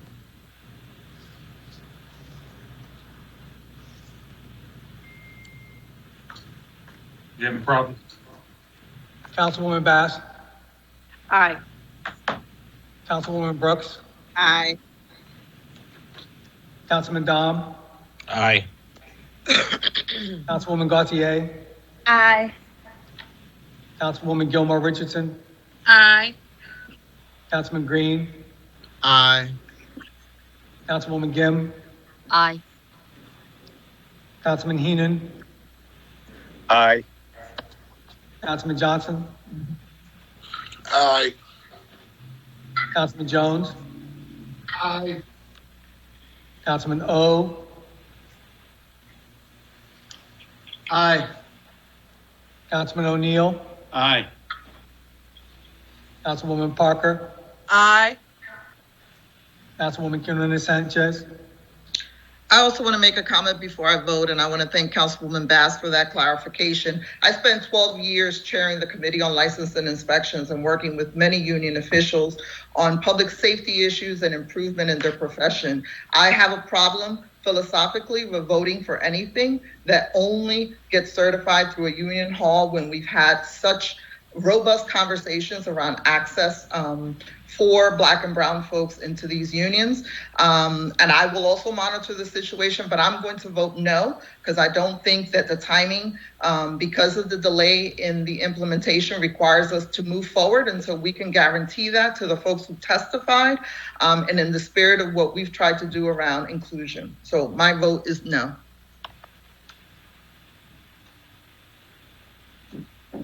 Councilman Squilla. Aye. Councilman Thomas. Aye. Council President Clark. Aye. The ayes are 16, the nays are 1. Majority of all members present have it voted in the affirmative. The bill passes. Mr. Decker, please read the title of bill number 200303.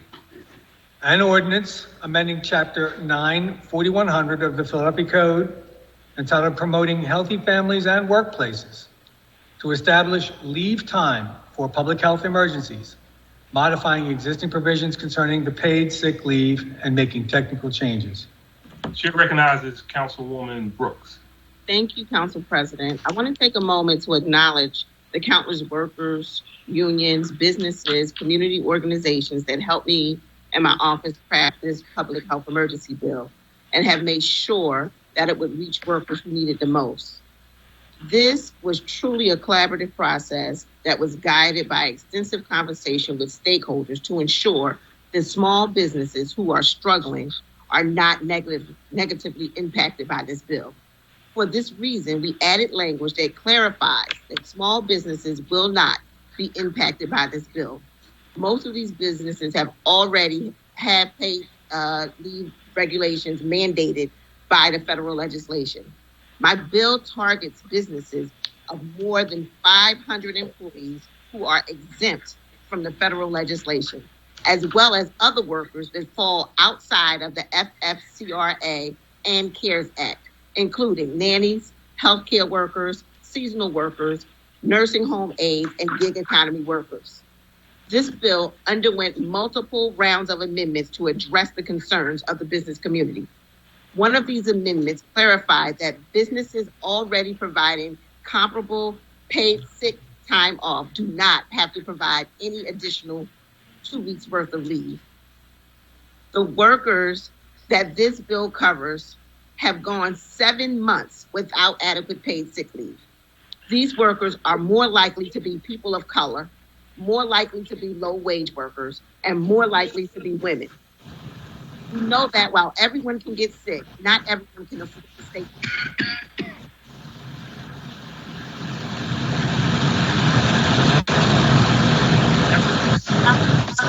We lost Kendra.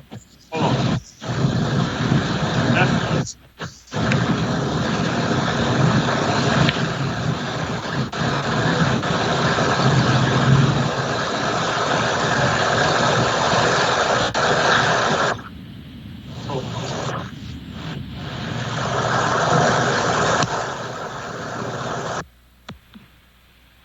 Are we back?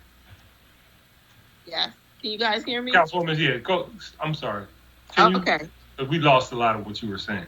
All right, I'll go up. Furthermore, as restaurants, college campuses, movie theaters, childcare facilities, and other public venues reopen, protecting these workers is critical to ensuring a safe reopening and limiting the spread of COVID-19 in Philadelphia.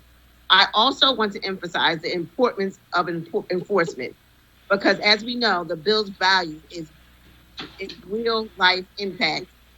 It is to our constituents. My office has been working closely with the Labor Department and was in contact with them as early as this week to ensure that this bill should pass. Information on public health emergency leave will be easily accessible and the bill will be widely enforced. And lastly, I want to recognize the co-sponsors of the public health emergency leave bill, Council Members Gim and Heenan.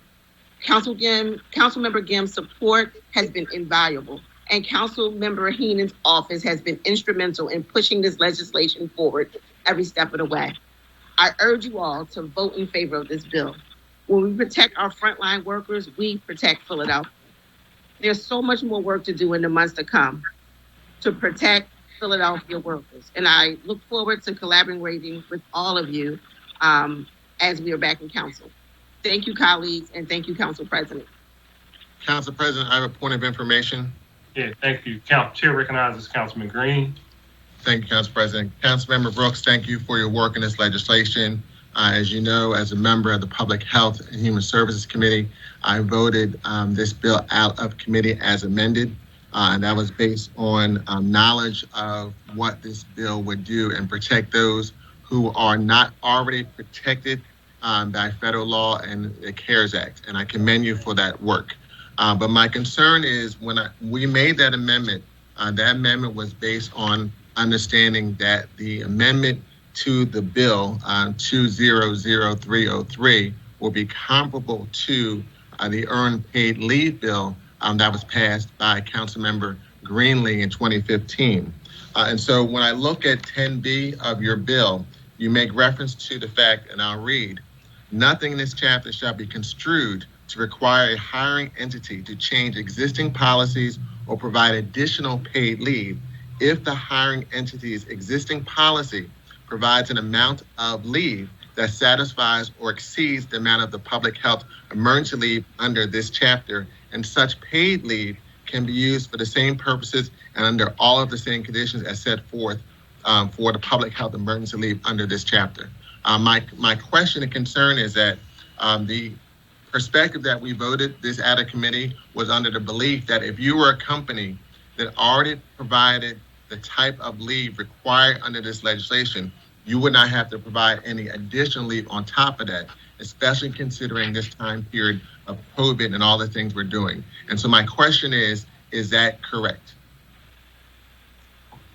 That is correct. If you already provide adequate or comparable benefits, you don't have to do anything additional. Okay, so then the question is, and then when I read that section from 10B, I left out one word, which is the word sick, because in the early part of that language, it talks about paid leave, and then it talks about paid sick leave, and then it also says paid leave again. So I do understand the concern that many people have raised that if you have existing paid sick time and you get sick and you want to be able to use this legislation, you should not have to go into your vacation time. But my concern is for those entities, and we'll say those are newer companies, because most newer companies have paid time off, which include sick, vacation, and other type of time, that this legislation could provide the perspective that if you already provide paid time off for your employees at the level that's required under this bill or more, then you may have to provide additional time. And that's why in the legislation that was passed by Councilmember Greenlee in 2015, and I'll read that legislation, it says, any employer with a paid leave policy who makes available an amount of paid leave, including but not limited to vacation days, sick days, short-term disability benefits, floating holidays, parental leave, personal days, or PTO, sufficient to meet or exceed the accrual requirements of this section, and that may be used for the same purposes and under the same conditions as time under this chapter, is not required to provide additional time. And so the question is, we have this two interpretations, and we want to make sure that those that have paid sick leave and vacation time don't have to go into the vacation time and to address this bill. And I understand that. But my concern is for those, and I'll call them newer companies that have a lump sum amount. This legislation, because it uses the word sick, gives a perspective that if you have paid time off, that you may have to provide additional time on top of what you already provide, which is already in the bill. And so that question is what causes some concern, because when we voted this out of committee, the understanding was this legislation would be like the earned paid legislation that we passed to Councilmember Greenlee. I do understand we want to make sure that if you are an employee and you have paid sick leave and vacation time, you don't have to go on vacation time. And I understand that perspective for why that word sick is for that perspective, but it does not clarify that if you have paid time off, that you may have to provide additional time on top of the time that you already provided, which is required under this bill. So I need some clarification. We believe that the language is clear. We want to be sure that people are not forced to take vacation time if they get sick and need to stay home. So the health department has assured us that we can clarify that a worker would not have to take their vacation time, but can use their paid sick time if such. I understand that. That's what I understand that perspective. That's why I laid out the question I did. That if you work for a company and you have paid sick time and paid vacation time, and I agree with you that you should not have to go into your paid vacation time if you use up all your sick time. And I understand that. I understand that part of the legislation. My question is, if there's a company that has paid time off, that provides it at a level that's at this bill's level or higher, there's some ambiguity about having to provide additional time on top of that. And that's why the issue of the lack of clarity. The lack of clarity is that if you have paid sick time, we don't want you to have to go into your vacation time. I understand that. I'm talking about companies that have paid time off or PTO, where all your time is lumped together. It's not clear if they're already providing that level of time that's required under this bill, that you may have to provide additional time on top of that. And that's where the ambiguity comes up.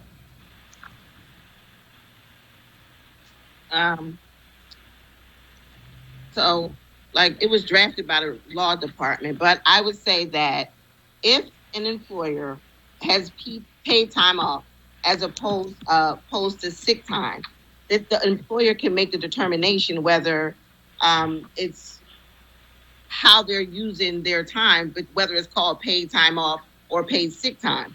But a lot of the organizations that we're talking about that are affected by these bills have sick time separate from vacation time. So that's why we kept the language in that still said that it was paid sick time. And I totally understand that. For those companies that have paid sick and paid vacation, we don't want people who come down with COVID to have to use up all their sick time and then go into their vacation time. Totally understand that. That's why I understand that part of what you're saying. My concern is those companies that have paid time off, which include vacation and sick. Are you saying that they're going to have to provide additional time on top of what's provided? Because the language of this bill says nothing in this chapter shall be construed, but you have language that says paid leave and paid sick leave. So that's where the question is. That's why some clarity would be beneficial. That would say that if you have paid leave, like we did in Councilmember Greenlee's bill, that you do not have to provide additional time if you're providing the time at the level required or above of this legislation. Just to save time, Council President, I'm sorry, this is Councilman Oh. I have the exact same question, the exact same issue. Maybe it's because Councilman Green and I are both lawyers, but the drafting of the language makes it unclear and confusing to me. So I have the exact same question. Councilman, are you suggesting that you have to be a lawyer to understand this job? No, you have to be a lawyer to be as confusing as we are. Lawyers make things too confusing. Well, I mean, I understand your concern, but the language was drafted by the law department, and they assured us that it was clear. I mean, and there'll be other regulations that will be put in place based on the offices of labor to clarify these specific questions, but this language was drafted by the law department, not by me. Yeah, so because we're actually getting ready to get it cut off shortly, so I want to get as much in as substantive. So I had a conversation with Office of Labor and law department weighed in. They said it is there's language that could be interpreted in different ways. It could be interpreted that technically you might have to add additional time, and then the intent is not there. So I guess based on the interaction with the law department, who represents us all, both the administration and city council, and conversations with them by regulation, because it has to be, this particular program needs it, and I'm understanding it's going to take at least a month or maybe more, that there can be clarity in the regulations as it relates to the establishment of this particular provision that will ultimately have to be enforced by the executive branch. And the only other option is to amend it to incorporate that language, because they did say it could be viewed as an additional 14 days on top of your comparable sick time. So it's, and my concern about, in all due respect to the law department, and I respect Marcel quite a bit, they are human. I've had times when I wasn't clear and didn't necessarily agree with some of the things that they've done. So we got a couple of options, either amend it or trying to get some clarity through regulation. But I'm saying all that to say that we're going to be cut off shortly. And I don't want this not to be a part of the public discussion, because this is an important. Council President, this is Councilmember Gim. Councilwoman. I just want to finish my comment. As a former member of the law department, we're all human, but we also have different interpretations, and lawyers when other issues come up, may need to clarify, provide additional information. So I voted to get this bill out of committee. I support the legislation. I support what Councilmember Brooks is trying to do, because there are a number of people, especially based on the people that testified in public comment, who are not covered under the federal CARES law. But as long as there's a commitment from Councilmember Brooks on the record and others that we will define what is considered and that addresses the issues and concerns that we're raising, that can be defined, so we don't have issues where someone is not able to use this legislation in the way it's supposed to be intended for their benefit because of lack of interpretation. Because I also don't want to have that situation where someone's trying to use the legislation, has an incorrect perception, and they tied up in it as an individual in a back and forth of legal issues, and they're not able to use the benefit that they need, especially in this time of emergency. All right. I will bring this concern up to the law department again, but we will clarify this with the offices of labor, which we already stated earlier, in terms of the ambiguity. I can promise that I'll continue to look through that piece, but yeah, I will talk to the law department and make sure that this is cleared up in the regulations through the Office of Labor. Council President, this is Councilmember Gim. I just wanted to very briefly state that I wanted to thank Councilmember Brooks for the hard work that she and her team put in to this bill. It is very clear that this is an area that regulation can absolutely clarify. Bills are narrowed in regulation. They're never expanded in them. They can provide clarity and we can address some of these issues, but I do hope that we could take a vote given the fact that there's a timeliness. The bill does not go on beyond the year, and it's important that we get this addressed. And I think that, our departments, the Department of Labor, in combination with people who are impacted, can resolve this pretty clearly, because I think the intent of the bill is clear, and that there's no reason to add undue burdens, and that will be very clearly clarified in regulation, and I'm sure by the council member and in all public discussions of this bill. Thank you. You're welcome. So we actually had... Councilman, if I can make one last comment, that's okay. I'm willing to work with Councilmember Brooks on the regulation to clear up the issues as well as with the law department. Okay. Anybody else? Because Councilwoman Gauthier and Councilman Oh and Thomas, you were teed up, but are you okay? Because they may have already cut us off. The 64 is going to leave us any minute now. And would it be simpler and cleaner just to amend the language, and then we wouldn't have to worry about regulations? It would just be amended. Well, the issue is it's going to be a long debate about the amendment. I mean, I don't know. Councilwoman has indicated the willingness to, she said what her intent is as it relates to the bill. Councilman Green is willing to work. It sounds like most other people. I'm just, Okay, gotcha. Yeah, I mean, it's a spotlight on this, and Councilwoman Brooks has indicated that her interpretation is that it would not be on top of the comparable or more than comparable time for a particular company. Councilman Green has indicated, along with a couple of other members. So if it's okay, we can take a vote. And if we don't want to take a vote, we want to come back. I'm getting a text from, Office of Labor. They said they're going to clean it up. All right. Okay, guys. Is it Councilwoman Gauthier and Thomas? Is it okay if we proceed with the vote? Because I know you're teed up. I didn't want to cut anybody off.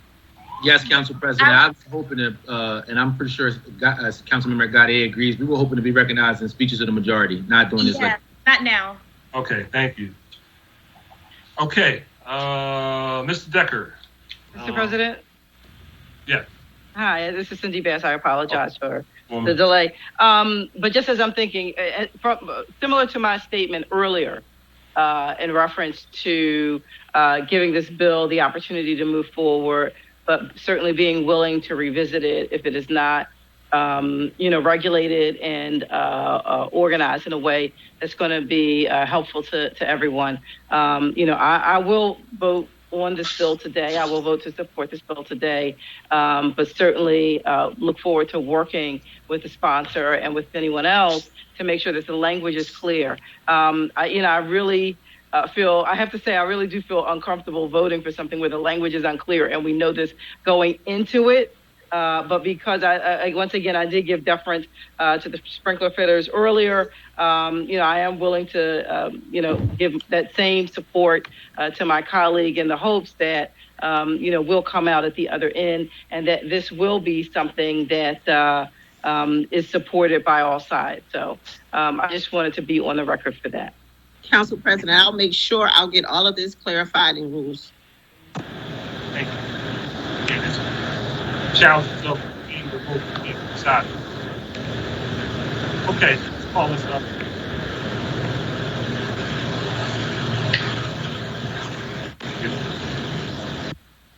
Okay, let's go. Mr. Decker, call the roll.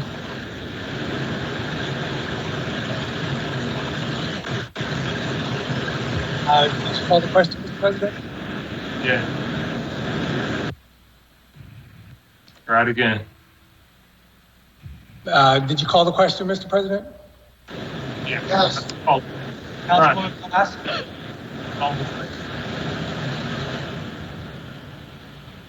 Sure. Let's try it again, Mr. Decker. Councilwoman Bass? Aye. Councilwoman Brooks? Aye. Councilman Dom? Aye. Councilwoman Gautier? Aye. Councilwoman Gilmore Richardson? Aye. Councilman Green? Aye. Councilwoman Gim? Aye. Councilman Heenan? Aye. Councilman Johnson? Aye. Councilman Jones? Aye. Councilman O? Councilman O? Councilman O? Okay. He's on mute.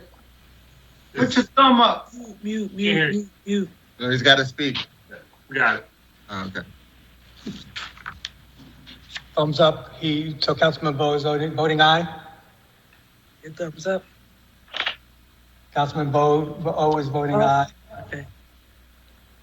Councilman O'Neill? No.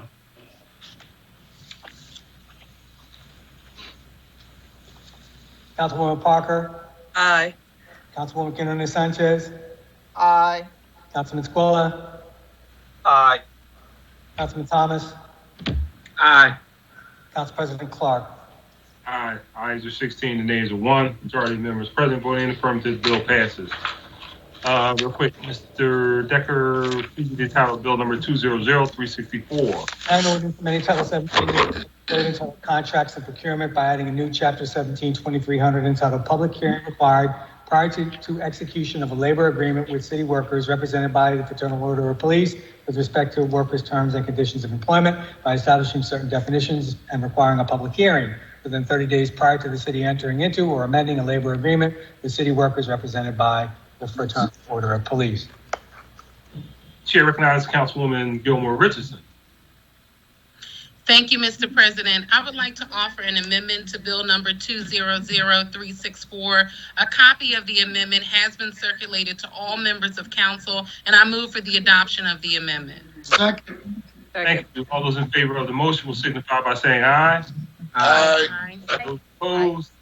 Ayes have it. Bill number 200364 has been amended, and bill number 200364 as amended will be placed on our final passage calendar at our next session of council. Mr. Decker, 200368.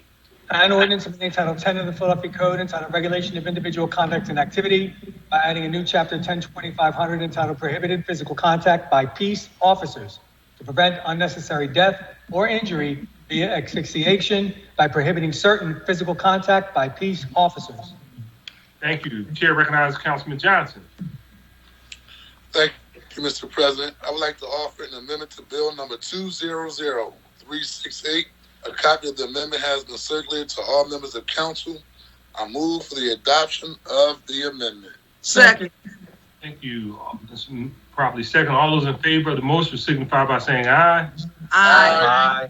Those opposed, ayes have it. Bill number 200-368 has been amended, and bill number 200-368 as amended will be placed on our final passing calendar at our next session of council. Thank you very much. Mr. Decker, do you have any additional resolutions? A resolution authorizing the committee on education to conduct hearings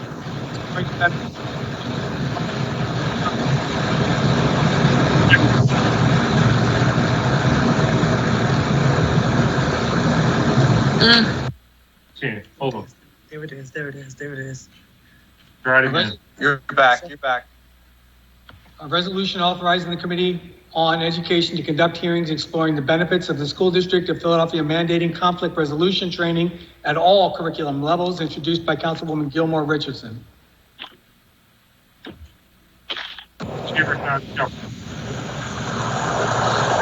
Thank you, Mr. President. I move the adoption of the resolution. Second. Second. Probably second. All those in favor say aye. Aye. Those opposed, ayes have it. Resolution is adopted. And a resolution authorizing the Committee on the Environment to conduct hearings to investigate challenges and solutions to street litter and waste disposal systems in the wake of COVID-19 in the city of Philadelphia, introduced by Councilwoman Gilmore Richardson. Chair again recognizes Councilwoman Gilmore Richardson. Thank you, Mr. President. I move the adoption of the resolution. Second. It's been moved and probably second. All those in favor say aye. Aye. Those opposed, ayes have it, and that resolution is adopted. And a resolution authorizing the City Council Committee on Housing, Neighborhood Development, and the Homeless to hold hearings on the role and responsibilities of Philadelphia's landlord-tenant officer position, the policies and procedures it manages in the eviction process, particularly around writs of service, and clarifying oversight, ethics, and public accountability for the landlord-tenant office, introduced by Councilwoman Gim. Chair recognizes Councilwoman Gim. Thank you very much, Council President. I move for the adoption of the resolution. Second. Then moved and probably second. All those in favor say aye. Aye. Opposed, ayes have it, and that resolution is adopted. And a resolution authorizing the City Council Committee on Public Safety and the Special Committee on Gun Violence Prevention to hold hearings to review and examine the perpetrators of the last 100 shootings in Philadelphia, as well as exploring the source of the guns used to commit violent crimes and the role of the criminal justice system in the offender's life, introduced by Councilman Jones. Chair recognizes Councilman Jones.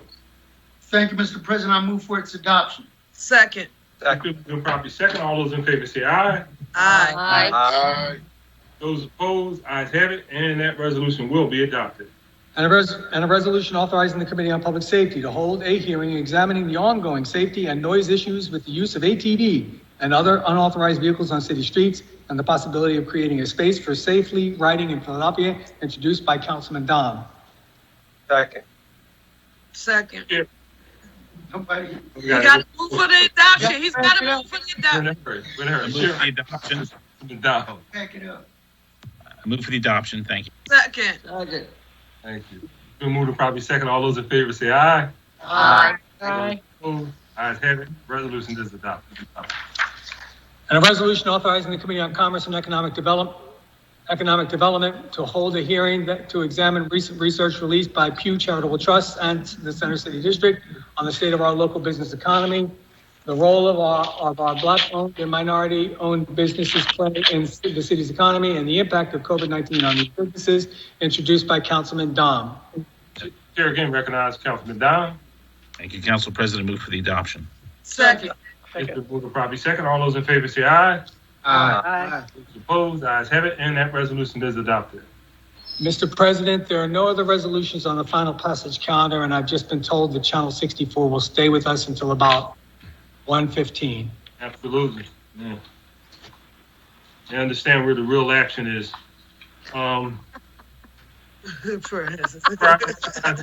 Regarding speeches, I will note for the record at this time that we will use the chat feature available in Microsoft Teams to allow members to signify that they wish to be recognized or to comply with the Sunshine Act. The chat feature must only be used for that purpose. With that said, Mr. President, if I may interject, I don't want to interfere with members' comments during speeches, but I do want to state for the record that on behalf of all members of City Council, Councilman Alan Dom, we give you our deepest sympathy. We pray that God will give you and your family a certain peace that passes all understanding to meet this moment. And that is on behalf of all of your colleagues and the staff here in council.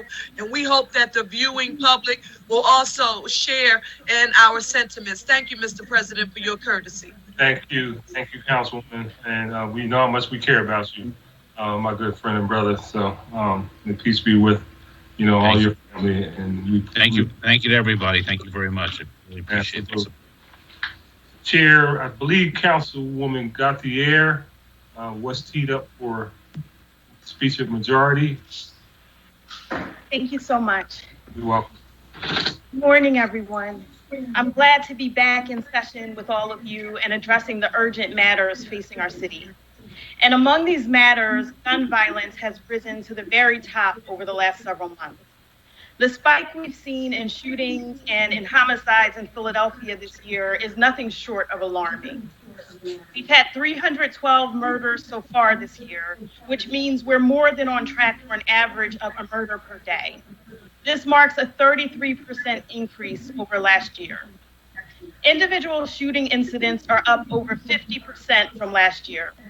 In the past week, the same 16-year-old child was shot twice in 2 separate incidents on 2 separate days. And innocent people are getting caught in the crossfire. Over 100 children have been shot in the last 9 months alone. Zamar Jones, a 7-year-old boy in Councilmember Jones's district, was playing with toys on his own front porch when he was gunned down. Just days later, a 6-year-old girl in my district was shot while at a cookout with her family in front of their home. Barely a day has gone by this year when there hasn't been a shooting in West or Southwest Philly.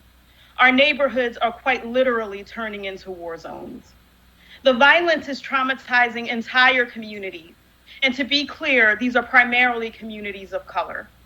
For me, as a legislator, as the mother of 2 Black sons, and as a representative of a majority Black district, I must make this a priority. I don't have any other option.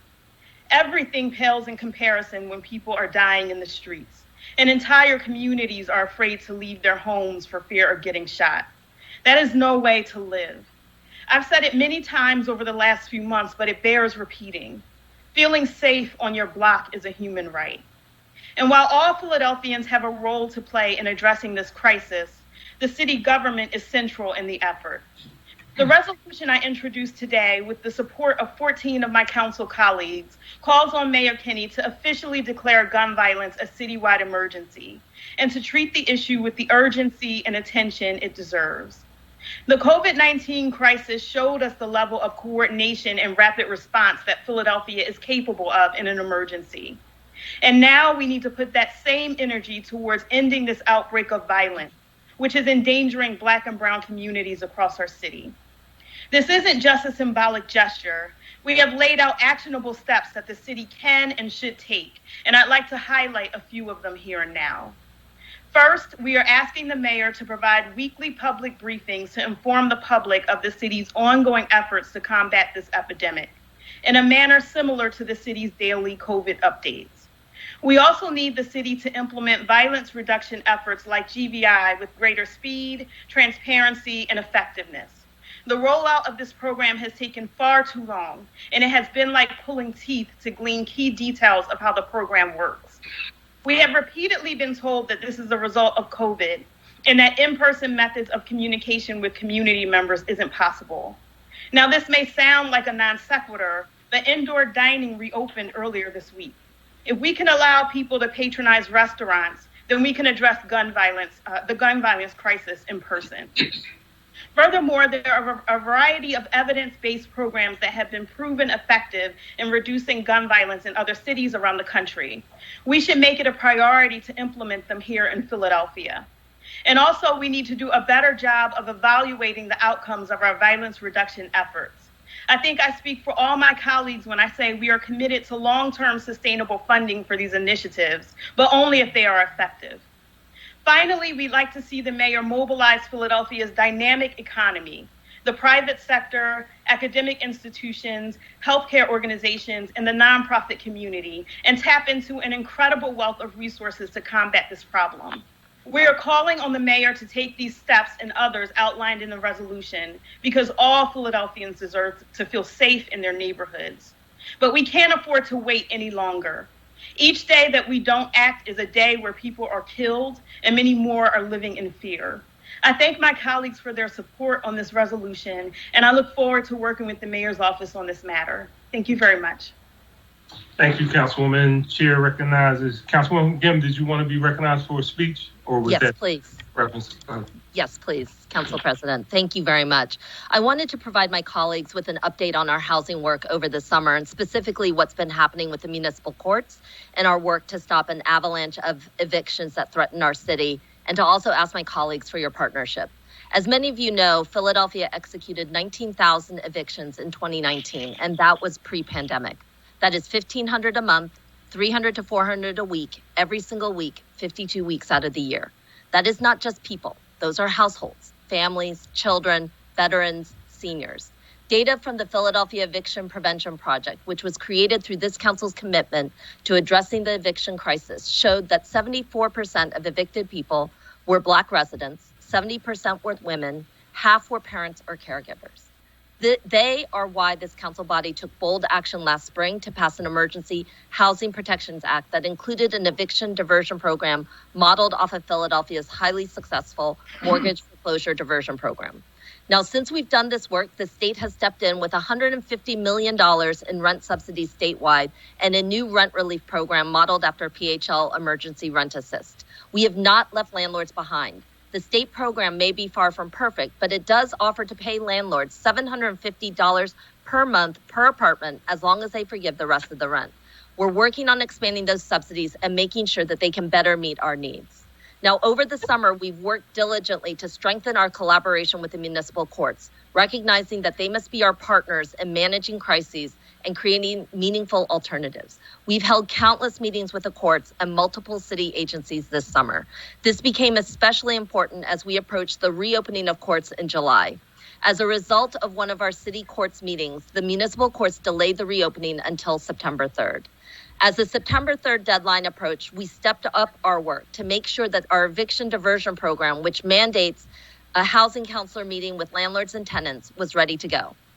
All of us know how time-consuming it is to get a program up and running in routine times. In COVID, with remote planning and without even a defined budget, our city agencies worked around the clock. And I want to give a special thanks to Melissa Long, Greg Heller, as well as our partners, Philadelphia Legal Assistance, CLS, and many others who made that possible. But this work has not been easy. The court's reopening on September 3rd was a challenge. It is still being negotiated with the city and required the mayor's intervention as well as multiple appeals from our city and city council offices.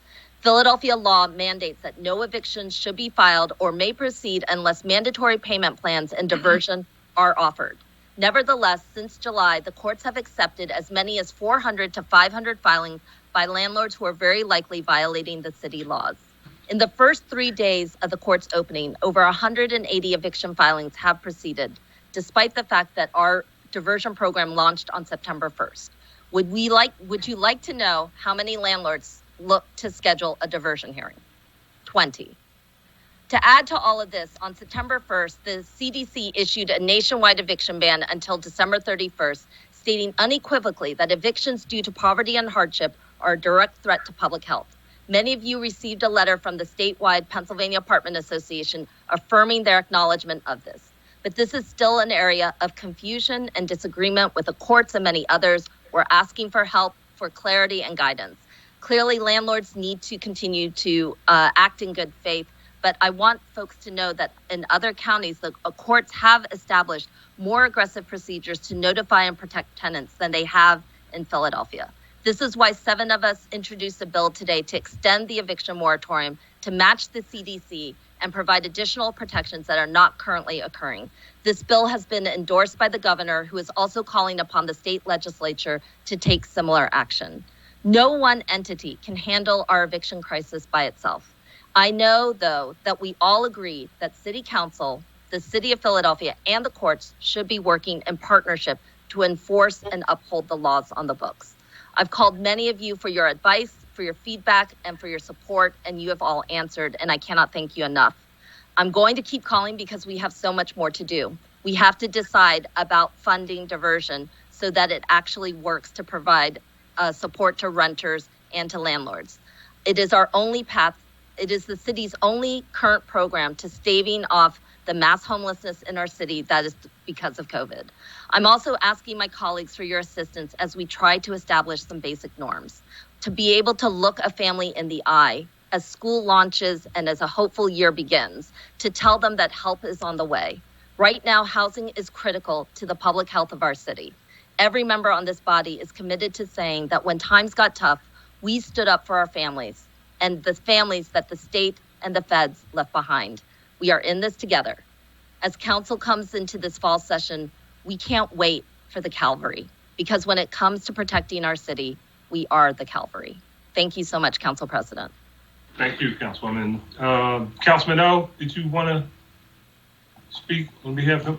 I'm sorry. No, I did not. Thank you. Sorry, I just had your name down from earlier.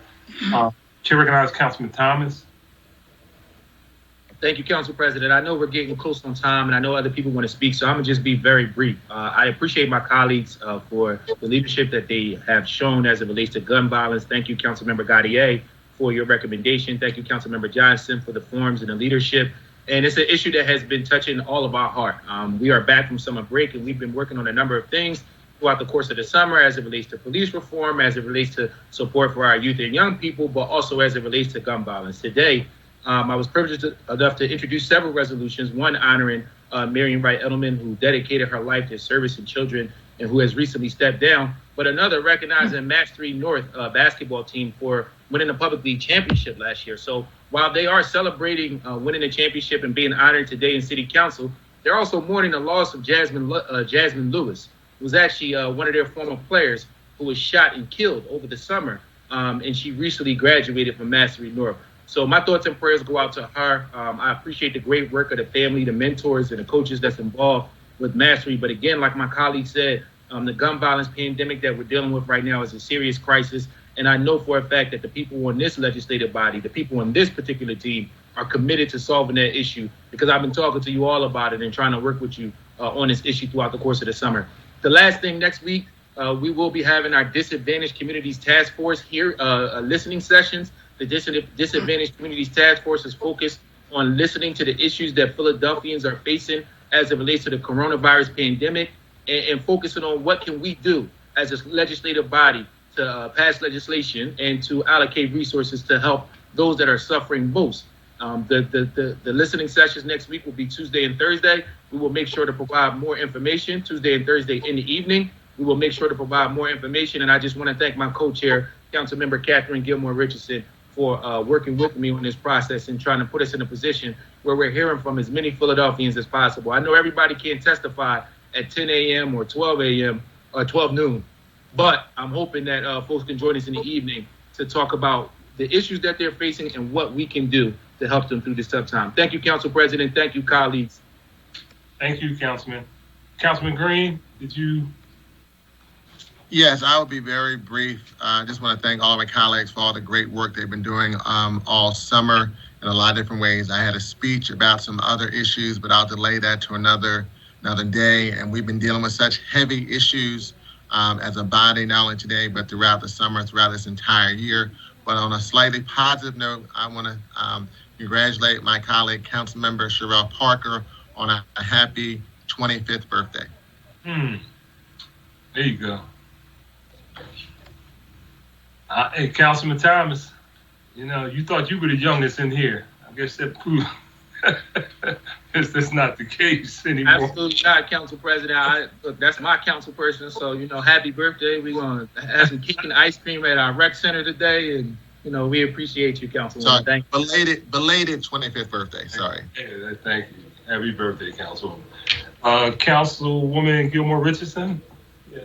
Thank you, Council President. Thank you so much, and to our leadership team and also the technical team for all of your support. I know it's past 1:15, so I will also hold my remarks. I wanted to just thank you for your work in the introduction of the resolution around Census Week as well. We will be having a census program this Saturday, September 12th, with Council members Curtis Jones Jr., State Senator Vincent Hughes, and State Representative Morgan Cephas, and Winfield Residents Association at St. Barbara's Church, where we will go out to over 3,000 homes and put door hangers on their doors to remind them to complete their census form. And we'll also be out with State Representative G. Ronnie Green in the 190th from 1 to 4 doing the same thing. So I just wanted to thank you and our Majority Leader, Parker, for your leadership on the census efforts, and I'll hold the remainder of my remarks to another time. Thank you so much. Thank you, Councilwoman. Please be counted. I think that concludes our speeches on behalf of the minority and the majority. So with that, I recognize Councilman Jones. I hate to do this, but I did actually put in a chat that I wanted to talk. And I will be extremely brief. We put in a resolution to hold hearings about the last 100 shooters in the city of Philadelphia. And there's a reason for that. Member Johnson has done a yo-person's job of trying to corral all of the different stakeholders in the city of Philadelphia that have a role to play in preventing gun violence. We talked about how we went up, Mr. President, to that gun show up in King of Prussia, and we just walked away like from the movie Jaws and said, we're going to need a bigger boat because this is a bigger problem than we thought. We actually rode to Philly like perplexed as to how could this be happening.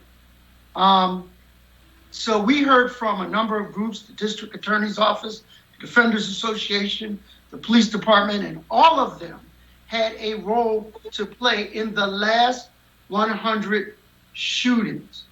But somehow it always winds up pointing in another column.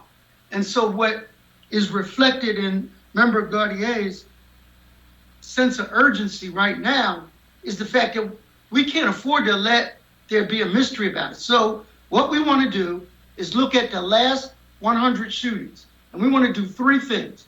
We want to look at where those guns came from, whether they were things like ghost guns, imagine that, or stolen guns, or guns that were purchased through a straw pardon. We want to find and trace how did that gun get to that crime scene.